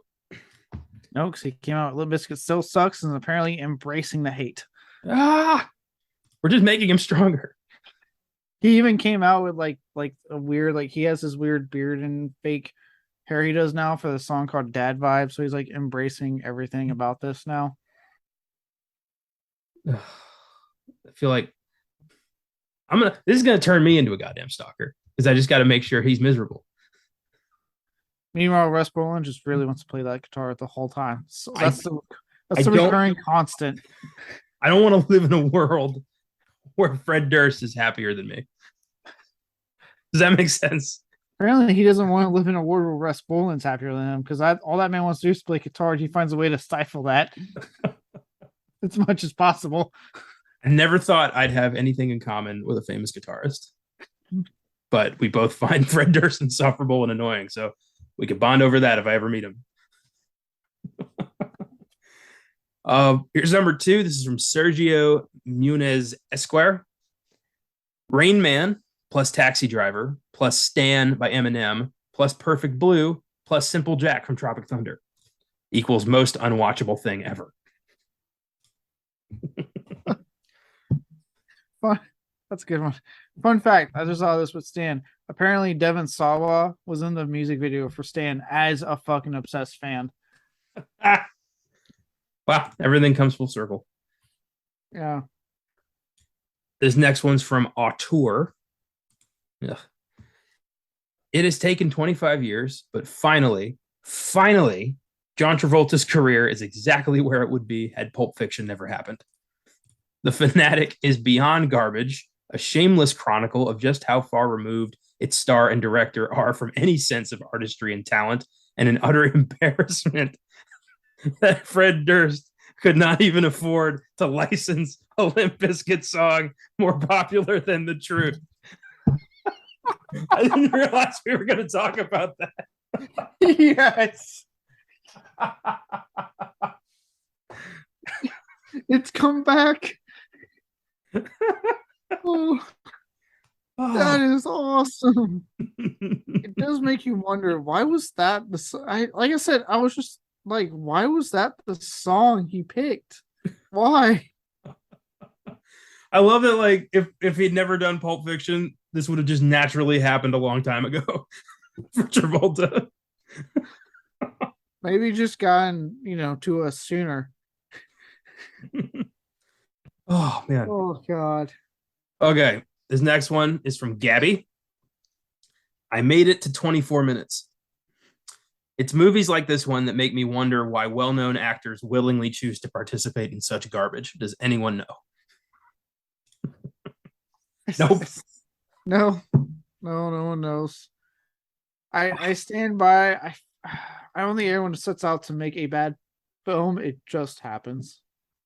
Yeah, sometimes you sign on to these things because sometimes it's money, sometimes it's a apparently carefully worded pitch from Fred Durst. It's like, gotta imagine no one else was going to sell Travolta on this. I feel like one of his kids just really like Limp Bizkit. We don't know, and he's like, "My kids really like you. I have to do this for them, and this part for my son." My kids really like you, but let me make it perfectly clear, I don't. So, beyond direction, don't speak to me. Break stuff can eat my ass. How you like that one, Fred? How do you like that one, Fred? Beautiful. Oh, okay. This last one's from John Rule, and this is a 3-paragrapher. So this guy had something to say. Wow. Dear God. Genuinely baffled by how this could get made. Then it's John Travolta, whose superpower seems to be starring in films that never should have passed the test to be included in Walmart's $5 bin. It's like Simple Jack, that comes up a lot, but revels in its offensiveness and lacks any form of satire that the latter may have held in comparison. I feel it's just plain offensive at the end of the day. The filmmaking is so inept, so self-serving, and complete with such wild leaps in logic that the only way it can be consumed without being completely loathed is in a packed house as a double bill with The Room. Was anyone on this set trying? Certainly doesn't seem so. And I don't really give a shit once seeing the complete picture. Okay, scratch that. I'd be more than willing to hand them a real piece of shit so they can know what it felt like to be on the other side of that transaction when I rented it. Oh, I get it. All of these, I see it. I understand. This is the first time where I'm like, I understand all of you. I am with you all.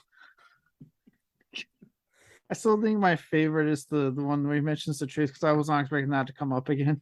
Neither was I. I'd forgotten I put that when we naturally started talking about that. So that's just perfect. Oh, that is awesome. My favorite is still Fred Durst should stick to music. Fred Durst. That's I think my second favorite. That was great. Fred Durst should stick to music. But something about just hearing that again. He couldn't even license one of his own songs out of Truth. Just go back down and talk to the producer. Hey, so I was hoping to put My Generation, the Who song.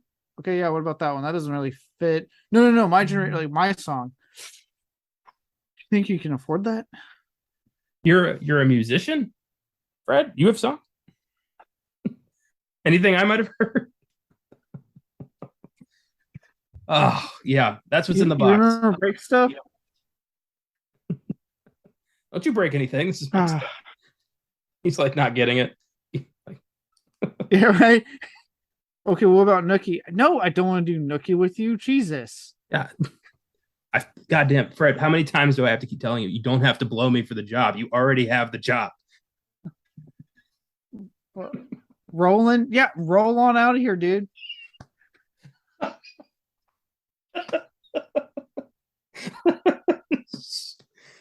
Oh, God. This is fun. I've named the same songs throughout, and I know there's more songs, yet these same ones have worked consistently throughout. Is there anything else before we close shop and stop making fun of, at least on this episode, Fred Durst and Limp Bizkit? I have a feeling this might this might come up again randomly in the future. Just a random, just verbal hate fuck of Fred Durst. Probably. I can't promise this is the end of this. All right, let's wrap it up for this one. Woo! We've had some fun. All right, for our reveal, what is on next week's episode? The usual social media. You can follow us on Facebook, Twitter, and Instagram under FILMGAZM Productions. If you want to shoot us a recommendation, feel free to email us at filmgazm@gmail.com. There are still openings for 2023 because I've not done schedule yet at all. If you'd like to donate and support us in that way, you can find us on Anchor. Finally, feel free to get on our site, filmgazm.com, for reviews, trailers, articles, and all of our episodes. Now, that out of the way, next week, we'll be looking at one of the lesser action stars of the 80s. I'll see how many people can get angry with that one. Jean-Claude Van Damme's one of his more well-known films, Kickboxer. I'm looking forward to this. I haven't explored a lot of Van Damme's films outside of things I've seen with other action stars I like better. But I'm very curious on this one. I know it actually has a huge cult following, so I'm kind of curious on how I will find my placement on this one. Yeah, I've only, outside of the Expendables 2, I did see Bloodsport a long time ago, and that was decent, but not because of him. He's hilarious.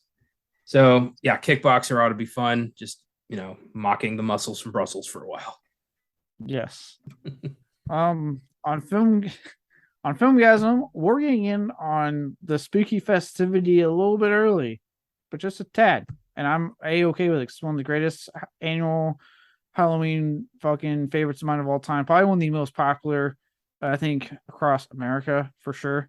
And that is the always awesome Hocus Pocus. Cannot wait to do that one, especially in time for the upcoming one, which I think looks pretty good based on the trailer. So I'm excited. Yeah, I'm hopeful, but I don't know. I'll always have the first one, and I'm excited. Exactly. Yeah. Look, worst cases, we always have the first one. Best cases, we have the first one, and now one for a newer generation of young people to discover, just like we discovered this one. So, yeah. Nice. On Oscar Sunday, they'll be looking at the 1936 Trauma. I'm getting better at looking up these movies before I write it down. The 1936 Trauma. Come and get it.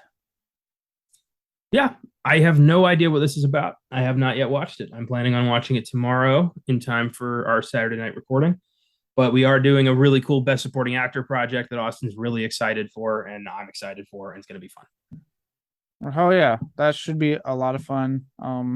Yeah, I didn't actually look at the platform. I just looked up to know what genre it is, so I can be better with y'all's Oscar Sunday stuff. When you guys throw me for a loop on something I haven't seen or heard of, I'm like, I appreciate that. Yeah, try and do better. Until then, though, when presented with an opportunity to meet one of your idols in any form of entertainment across the board, just remember they're human also. It's okay to be a little nervous, but it's not okay to start invading their personal life. See you all next week on Beyond the Bad.